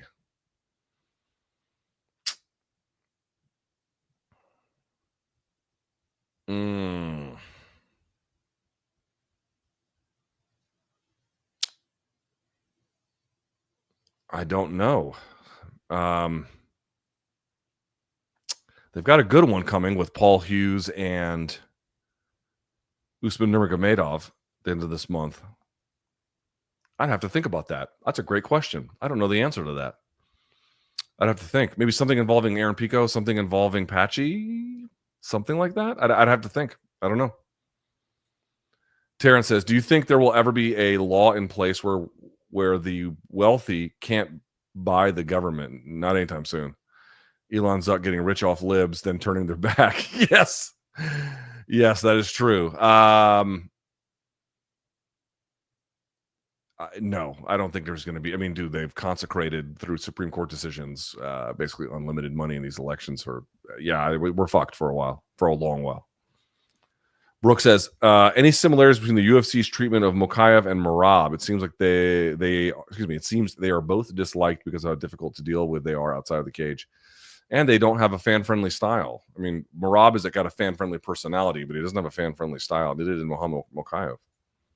Afifi says, I don't know why, but doing BJJ makes you more likely to be an idiot in all other areas of life, which in turn makes you more likely to be libertarian. Therefore, doing BJJ. Yeah, I mean, I know a lot of people got bitter at me about the Rogan thing. I mean, let me just say two things about this. I saw one person being like, oh, like, did you burn your bridge with him? And I'm like, guys, please understand something. Somebody else set fire to that bridge. Wasn't me. Somebody else very powerful set fire to that bridge. And I had nothing to do with that, in terms of like engineering it. So just understand that. Like, I mean, you could figure it out who I'm intimating, but it wasn't me. There was like I didn't like torch it. Like that I made a video modestly critical of him has like there's been that bridge was like blown up by a third party already. Jesus, I spilled a little bit of water. Good thing I've got my paper towel. Holy fucking shit. All right. You got blown up by somebody else. So there's that. Second of all, it's like, dude, guys, Joe Rogan is enormously successful, enormously influential, enormously powerful. The white knighting to his defense, like if you disagree, it's fine. Of course, I don't mean that, but like people act like any amount of criticism. This is the trick that they pull. They pull this trick where it's like, they'll say that the guy gets too much criticism, and then you're like, okay, well, I'll try to make it responsible in this particular way. But then what you find out is there really is nothing you can say. There's not one area they're like, oh, that's fair versus unfair. Any amount of it is seen as disloyal. Any amount of it is seen as unnecessary. Any amount of it is seen as inherently unfair. And I'm like, guys, he's the most powerful guy who does this kind of thing in the world. He can take a little criticism. And in fact, I think he would probably expect it from me and other places. Kyle Kalinske is going fucking, Kyle Kalinske is blowtorching everything. I've not done that, nor do I feel the need to do that. But this whole thing, like he's not a big boy who can't take big boy arguments. Like, why are you infantilizing him this way? And why are you jumping in front of any kind of criticism of him? Because you'd be like, oh, I don't jump in front of anyone. Really? What's the one you like? Show me the video that somebody made that you're like, okay, no, this one I think is totally fair. And what you end up finding is that, like, yeah, there might be one in certain cases, but for most people who get bitter that you are criticizing Joe Rogan, it's just the act of actually doing that. They just don't want you to do that under any circumstance. I think Joe still does enormously positive things. He is enormously successful. None of that will change. I just really feel like he needs to take much better care of who he has on his show. And of course, there are people that got invites that didn't go. We know the story. But, you've got 4 billionaires on in the last few months, all of them complaining about the Consumer Protection Financial Bureau. And I'm supposed to just be like, oh, that's a great thing. And then, laundering the act of doing jujitsu as some kind of expression of a discrete political identity is bullshit. Bullshit. Total bullshit. So, trust me when I tell you, I really wish. Oh, fuck, man. Yeah. Trust me when I tell you, I wasn't the one that blew that up. Fucking believe me when I tell you that. I can tell you that with extreme confidence. Right? There's a lot of other people who do a lot of this about free speech, but they're really not. They're really North Korea. I think they had a hand in it. Ant says, I'm sad that I don't get to say Bellatar no more, but hello, PFL. I've not seen PFLOL. Yeah. God bless him. Vincent says, for what it's worth, seems like Netanyahu is already backtracking a bit. That's what I mean, bro. Like, we'll see if we get across the finish line before this is all said and done. Let me get my glasses. Hey, LT, are you still planning on doing a politics-focused Twitch channel? A lot of us would support you. I am still planning on doing something for you guys. I don't know if it's a Twitch channel or not. Stay tuned. I'll just leave it at that. I know I've been saying that, but for real, stay tuned. Ben says, sorry if this is touchy. I'm multiracial and I've always seen you as the same way, but you call yourself white. Yeah, well, I am. Lebanese consider themselves white. Thanks. Again, excuse my ignorance. Love your work. Yeah, guys, here's the thing. My mom was from Lebanon, but my mom was not Arab. My mom was Armenian. And my dad is American. So, like most Americans, it's kind of a mix of this and a mix of that. But like, I'd be a fucking poser and a half if I was like, oh, well, I'm multiracial. I mean, yes, in a technical sense, that is true. But like, I didn't have that experience growing up. My mom was, dude, when people immigrated here in the 60s and 70s, you got to remember, this is still like the peak of Americana. You know what I mean? Like the American dream and all that stuff. My mom loved America. She was super pro America, so like they just completely immersed me in that. I mean, they exposed me to other parts of the world, of course, but like in terms of my like sort of identity, I was never led to believe anything else, So that's the best answer I can give. I just think it'd be really disingenuous to, my daughter is multiracial, but I'm not in the kind of way that substantively matters. No. Lewis says, Luke, what do you think of the short turnaround for the fights in 4 months? Going to be a lot of substitutions. Morning Wombat, how do you view the value of Yuri versus Hill and Moicano versus Dariush? Moicano is at -160, while Dariush is at +140. I think that's about right. Yuri versus Hill was a pick'em, but Hill is now -140. Ooh. Here's the thing, dude. I don't have any doubt Hill is going to tee off on him. But I have no idea if he's going to be able to make it a sustained effort. I just don't know if he's going to be able to do that. And I don't know. I don't know. I don't have a good read on that. Like if the question is like, if you were betting on knockdowns, I'd bet he gets a knockdown. Yeah. But after that, I don't know. Many Faces says, Luke, I work at a nonprofit and we are a little worried that we could be audited and raided by ICE. I'm so sorry to hear that. I hate to say it. You're probably right to be worried. You're probably right. And there's going to be much more of this coming. Yeah, you're probably right to be worried. Yeah. Tobias says Biden's for. I didn't even watch this. Who gives a dude? I saw his fucking old ass. Oh, the oligarchy's coming. Oh, yeah. I bet it is. You fuck. Yeah, okay. Biden's farewell address talking about ending dark money, term limits for court justices, and banning stock trading in Congress is rich coming from a guy off about 200 years in public. I mean, just the guy had 50 years to do something about this shit, and now on his last fucking address is just like, shut the fuck up. Just get the fuck out of the office. You know what I mean? That's my attitude. Just get the fuck out of the office. Huge ass. Did you see the David Feldman interview on Ariel? No. He seems like a good guy, and the story about his childhood and mother is insane. Listen, I'm sure, like most people, everyone's complex, and I'm sure there's great parts about him. He probably is a great guy. I've interviewed him many times on Sirius XM when I did the show there, and it was a great interview every time. The one thing that pissed me off is he lied about Francis, and I know he said, "Oh, well, our reps talked to their reps," but I found the original video where he was at a post-fight press conference and he was talking about Francis, and the language he used in that one was very, very, very specific about I talked to him, blah blah blah, and none of that ever happened, and that part to me kind of pissed me off. So I think in general, he's probably, as far as promoters go, that's a fairly small problem, but that did when the entire MMA world was calling Francis a failure, and then Chatri was like, well, he's just being ridiculous, and then David was like, he just wants too much, and then he goes and gets this fucking blockbuster deal. I didn't forget that.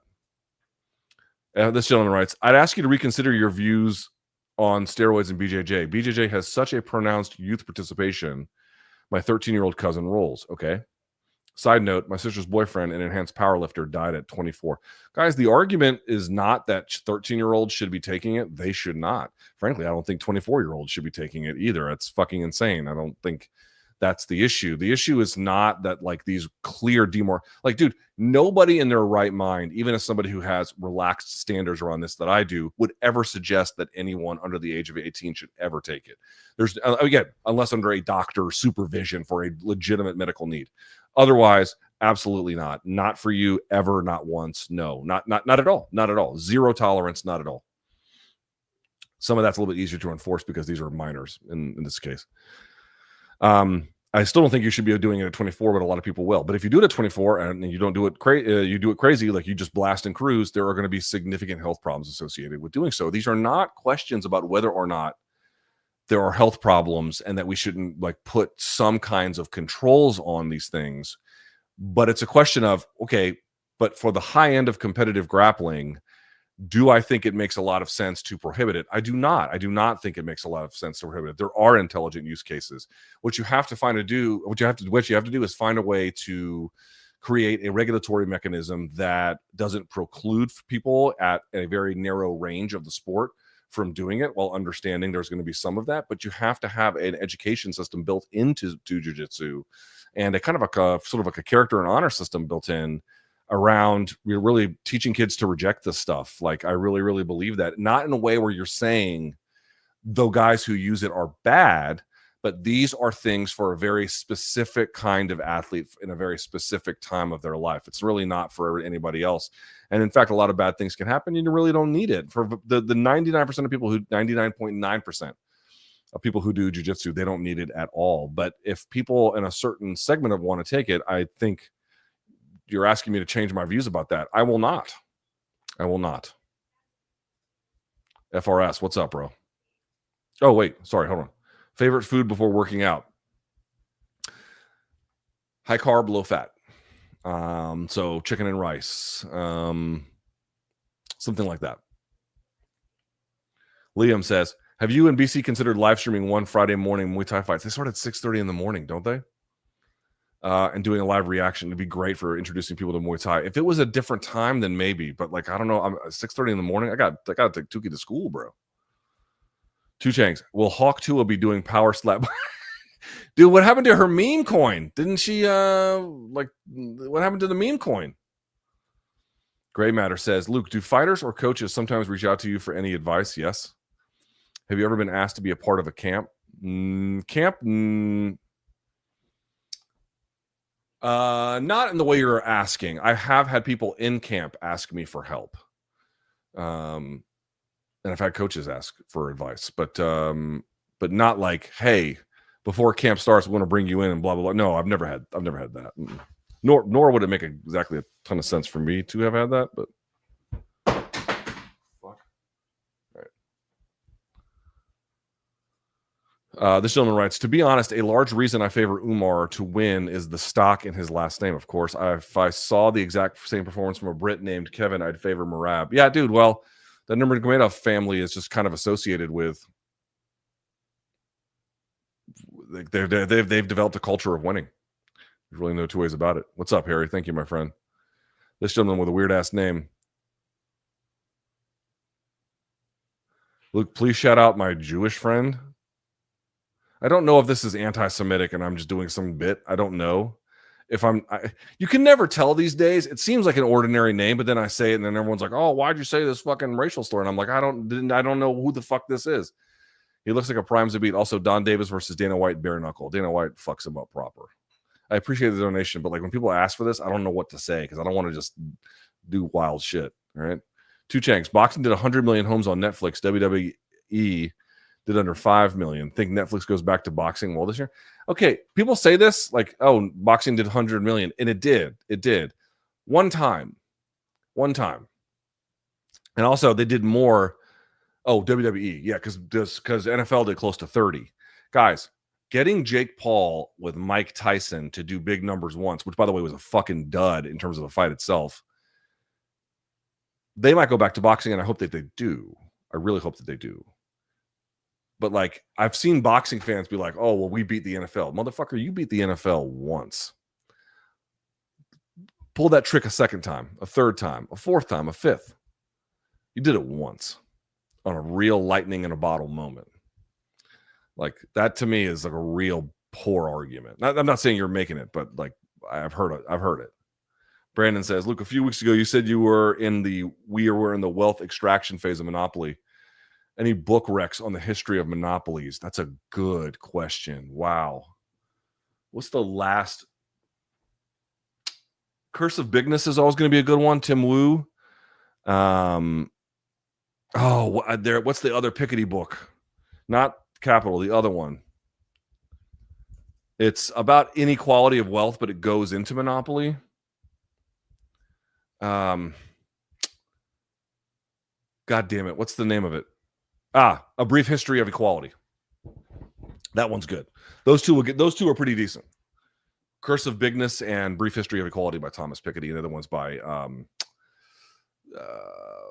Tim Wu. Harry says, Luke, I remember you talking about the ultimate book for new parents who want to engineer a proper sleep schedule for babies. Please name the book. I got you, bro. I got you, son. I'm going to show it to you. Y'all can take a screenshot. Here. This is it. Right here. Yeah, I'll show it to you. That. Hold on. This is it. 12 hours sleep by 12 weeks old. This is what you're looking for right here. This book will set you up just right. Trust me. Used it to very, very, very good effect. That mountain. LT, how did the TikTok gym equipment work for you? Stay tuned. Nelson says, Luke, why don't MMA fighters employ and train feints more often? They do it a lot more than they used to. The city kickboxing guys are some of the only fighters to focus on them, and it made their team successful. They set off a revolution, though. It's much, much, much more common than it used to be. So I would actually say that like we're trending up on that.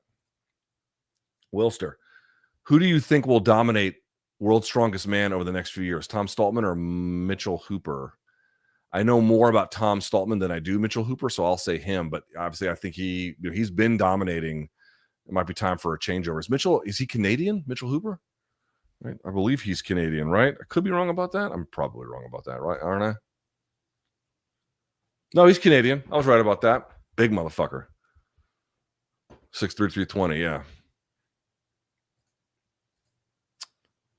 What is the proper way to prepare a steak to which it meets the threshold of quality and that it doesn't require A1 sauce added as a condiment? I've tried to explain this to people before. Guys, there can be cases of food where you want sauce on the steak. But in most cases, if we're cooking a fillet of whatever, we're cooking a thing of steak. The reason why people put A1 on top of it is because they have cooked out the flavor from inside of it. Salt, pepper, butter, if you want, rosemary. You don't really need all that, but salt and pepper really.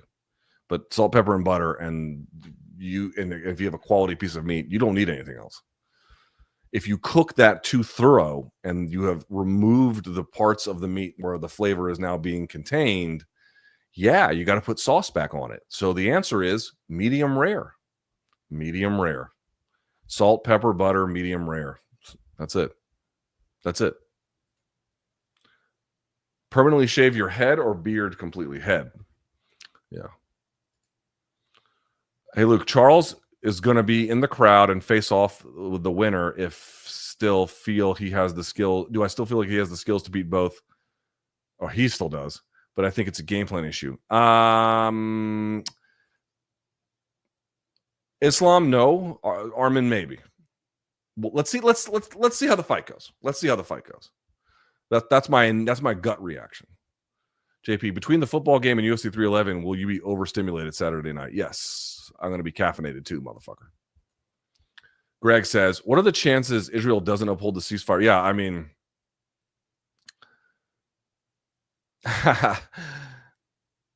we'll have to wait and see. We'll have to wait and see. I hope all of our fears are wrong. I'll put it that way. Tim says, with the rise of KKF and Dan, think we get a card in Auckland. I hope. I think Auckland deserves one. I don't know if it's going to get one, but I think it deserves it. Lapo says, Luke, I often find myself thinking more than living in a situation. I feel like this prevents me from enjoying a lot of moments. I often find myself thinking more than living in a situation. I feel like this prevents me. Then you have to have things that force you to detach. You have to have things that force you to interact with that space, like talking to another person, interacting in some kind of way, participating in some kind of community event, something. You have to have some kind of way where you actually have to like plug in to the wider world around you. Otherwise, you will not. KS says, what do you think the logic was for keeping PFL and Bellator separate rather than just having PFL absorb the Bellator roster and use that star power to build a PFL brand? I just don't get it.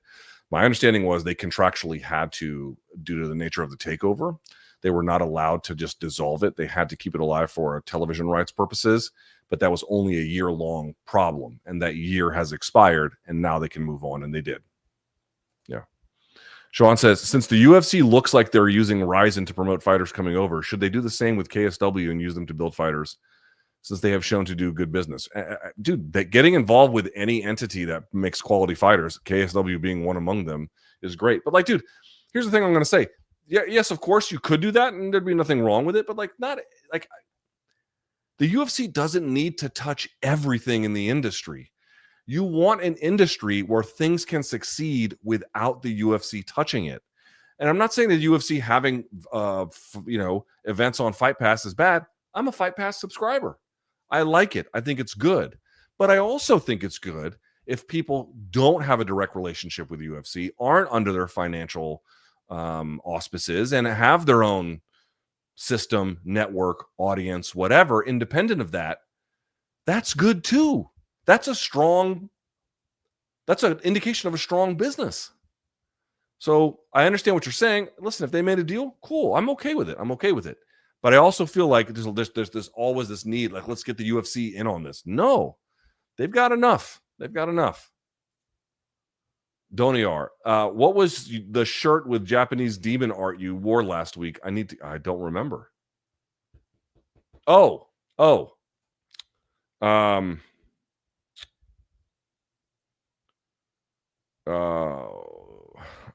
I'll show it to you.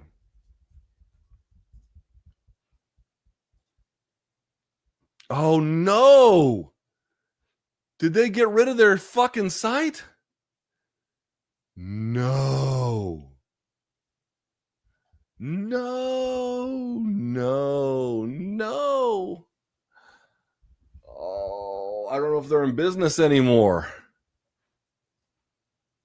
Oh, this hurts. When did she make this? Oh, man. Oh, man, you're breaking my heart with this one. So this is Notorious Bastards. That's the name of the company. And you go to their website and it's gone. Dude, I loved their prints. This is like the owner. She does jiu-jitsu, by the way. I don't know her name. Oh, man. Are you kidding me? Fucking hell. They did awesome prints. I am so bummed. I hope it's just an accident because they do awesome stuff. Or they did. And that was where you got it. I don't know where you're gonna get it anymore. Fuck. Lil Z MMA. Who would you like Pitbull to fight? Arnold Allen? No. Jose Aldo. 145, not 130. 145. Jose Aldo. Muasi says, seems like Merab's anger at Umar is misdirected rage at UFC giving him the hard path. Yes, of course it is. I don't think he realizes it until it isn't Umar's fault. Needs therapy. I mean, a lot of us, including me, need therapy. But no, that clearly is what it is. He is unhappy with the state of how things have ended up and is lashing out at Umar about it. Third time's the charm. What's the Sigma? Oh, okay. Hold on. Let me see something here. Let's see. Hang on. Okay, let's.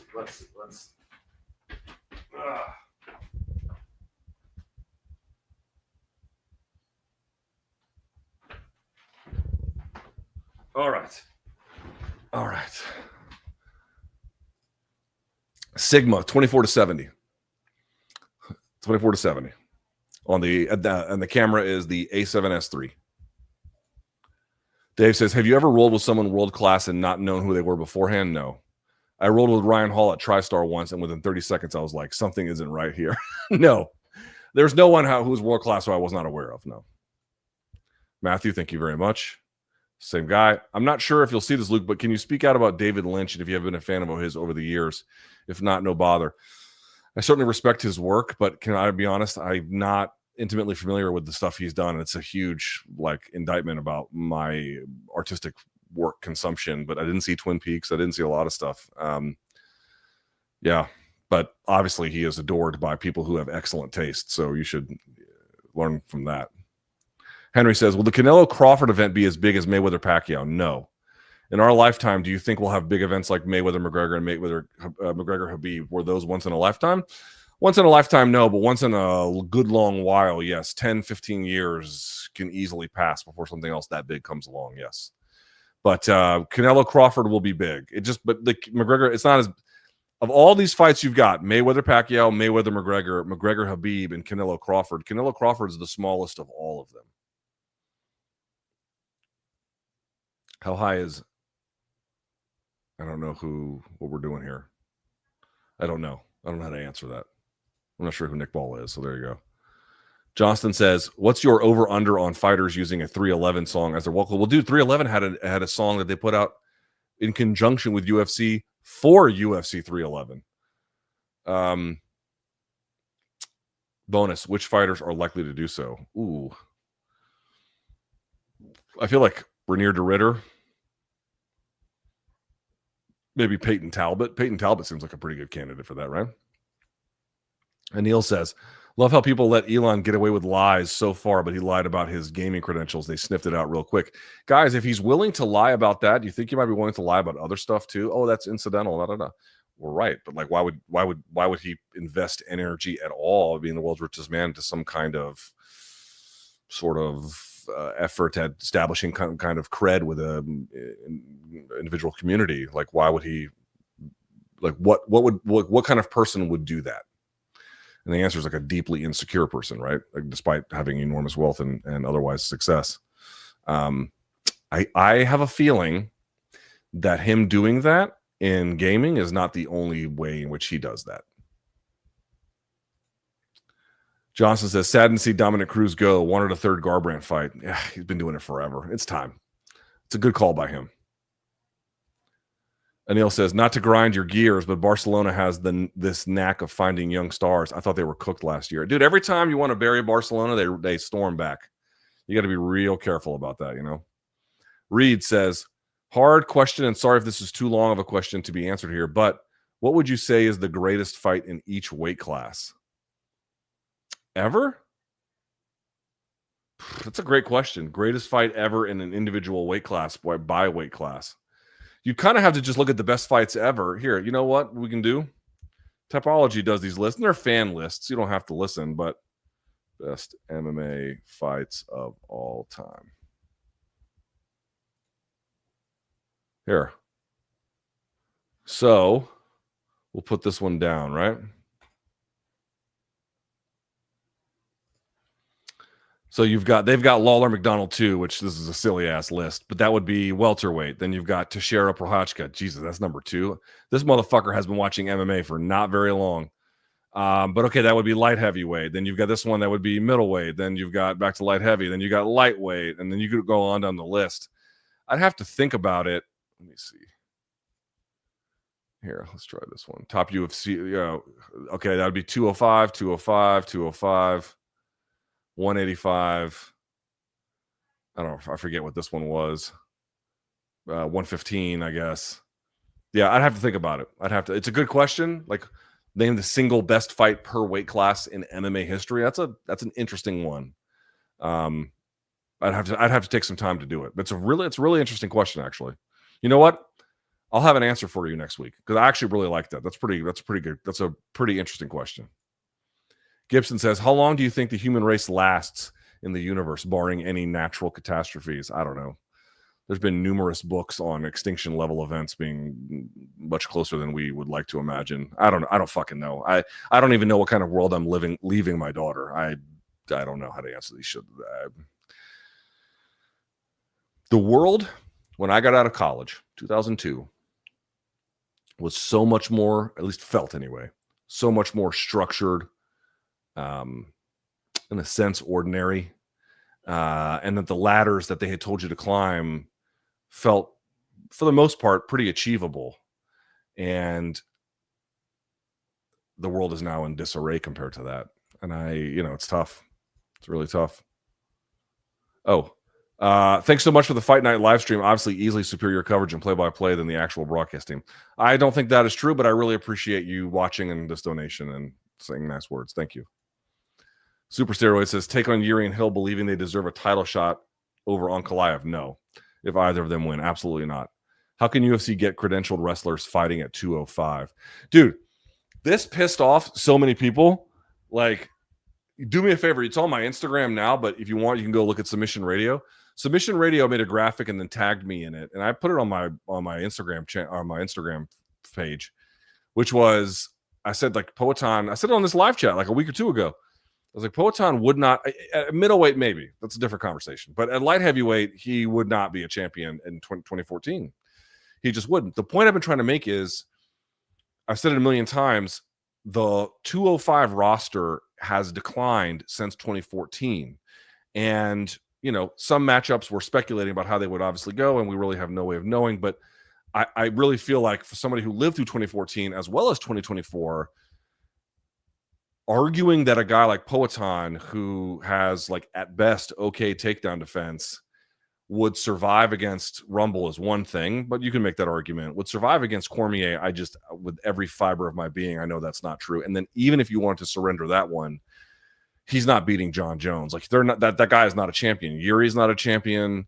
Jamal Hill's not a champion. I don't think Ankalaev would be a champion in that era. I don't think any of those guys would be a champion in that era.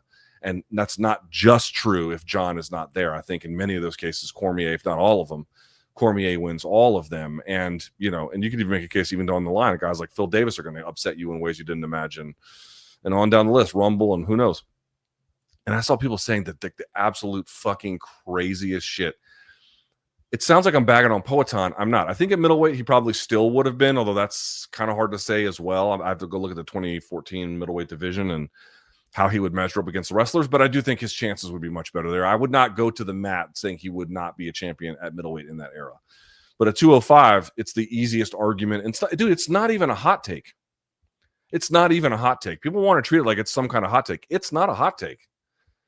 It's the opposite of hot take. The hot take is if you came to MMA in 2020 or something in the middle of the pandemic, and this is one of the first big stars that has developed in your fandom, and you've got a unique attachment to him, I totally get it. And again, Poatan is killing it, and everything is about timing. Sometimes you try to show up like Cormier should have been champion in his era, but for what he was. But I'm saying, but for John Jones making life difficult for him. You know what I mean? Like, it's all about timing. If John Jones doesn't exist in the era, Cormier, are we talking about him as the greatest light heavyweight of all time? We probably are. We probably fucking are. Right? It's just that the timing just didn't work. Timing is everything. Poatan is competing at a time where obviously his stand-up is outrageous, but everything else is kind of whatever, if not even not that good.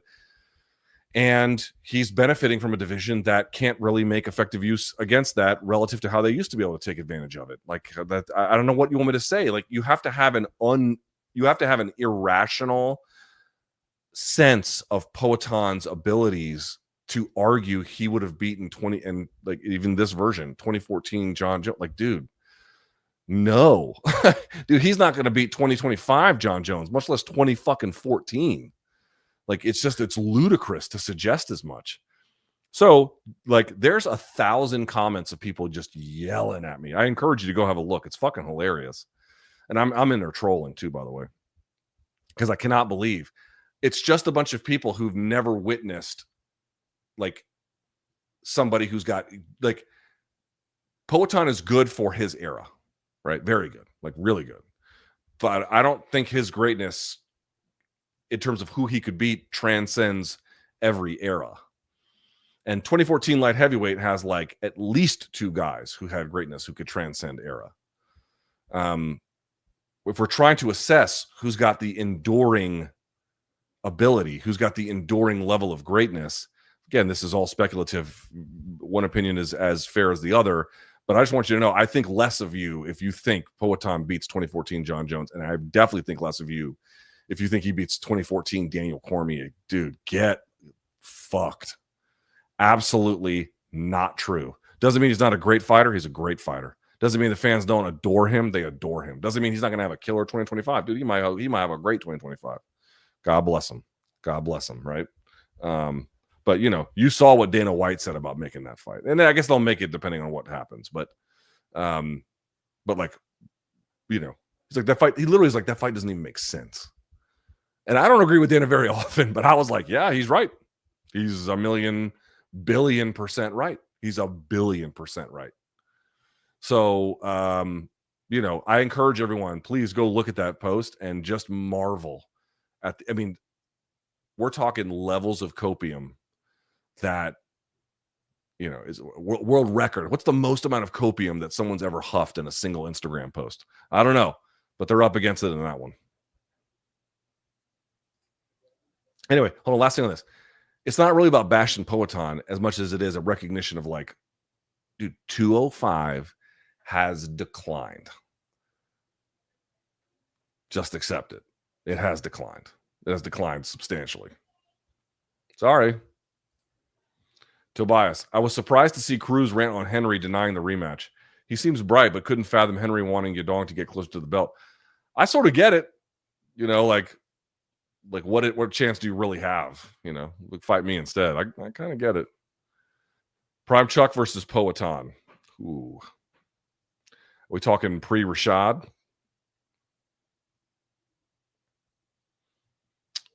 That's different. Chuck could wrestle, but better defensively. I'd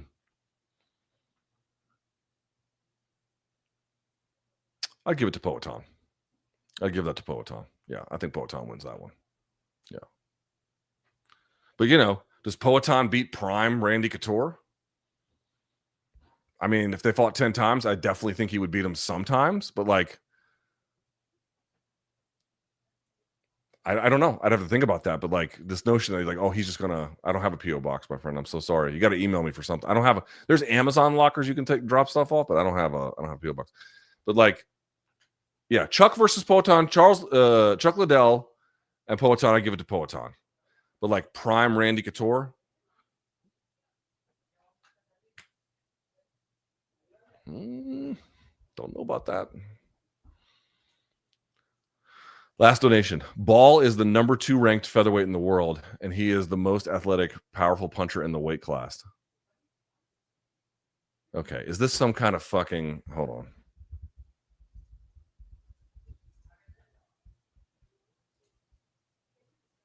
This motherfucker? Oh. This motherfucker? Hold on. This guy? I don't know shit about him. Yeah, I don't know. I don't. Oh, he beat Ray Ford. That's cool. And the Queensberry. Okay, that's a good win. He had to split with Ray Vargas. That's also he's got some good wins on there, but I don't know nearly enough to give you anything remotely sensible. Did the fan mail PO box go away? Yes, it did. It was only a function of the office space I was renting at the time, so I don't have one, unfortunately. There's only Amazon lockers that are close by. That's it. All right, boys and girls. Reminder. MK tomorrow in studio, no less, with a special guest who is not Chuck Mindenhall. Chuck couldn't be there, so we have a different one tomorrow. So that's a fun one. And then what else? Saturday, post-fight, watch along, whole 9 yards, and everything else in between. So that should be a lot of fun, okay? Thank you guys so much for watching. I greatly appreciate it. We'll get this up on podcast immediately, or by tonight or tomorrow morning. And until next time, stay frosty, ladies and gentlemen. Oh, and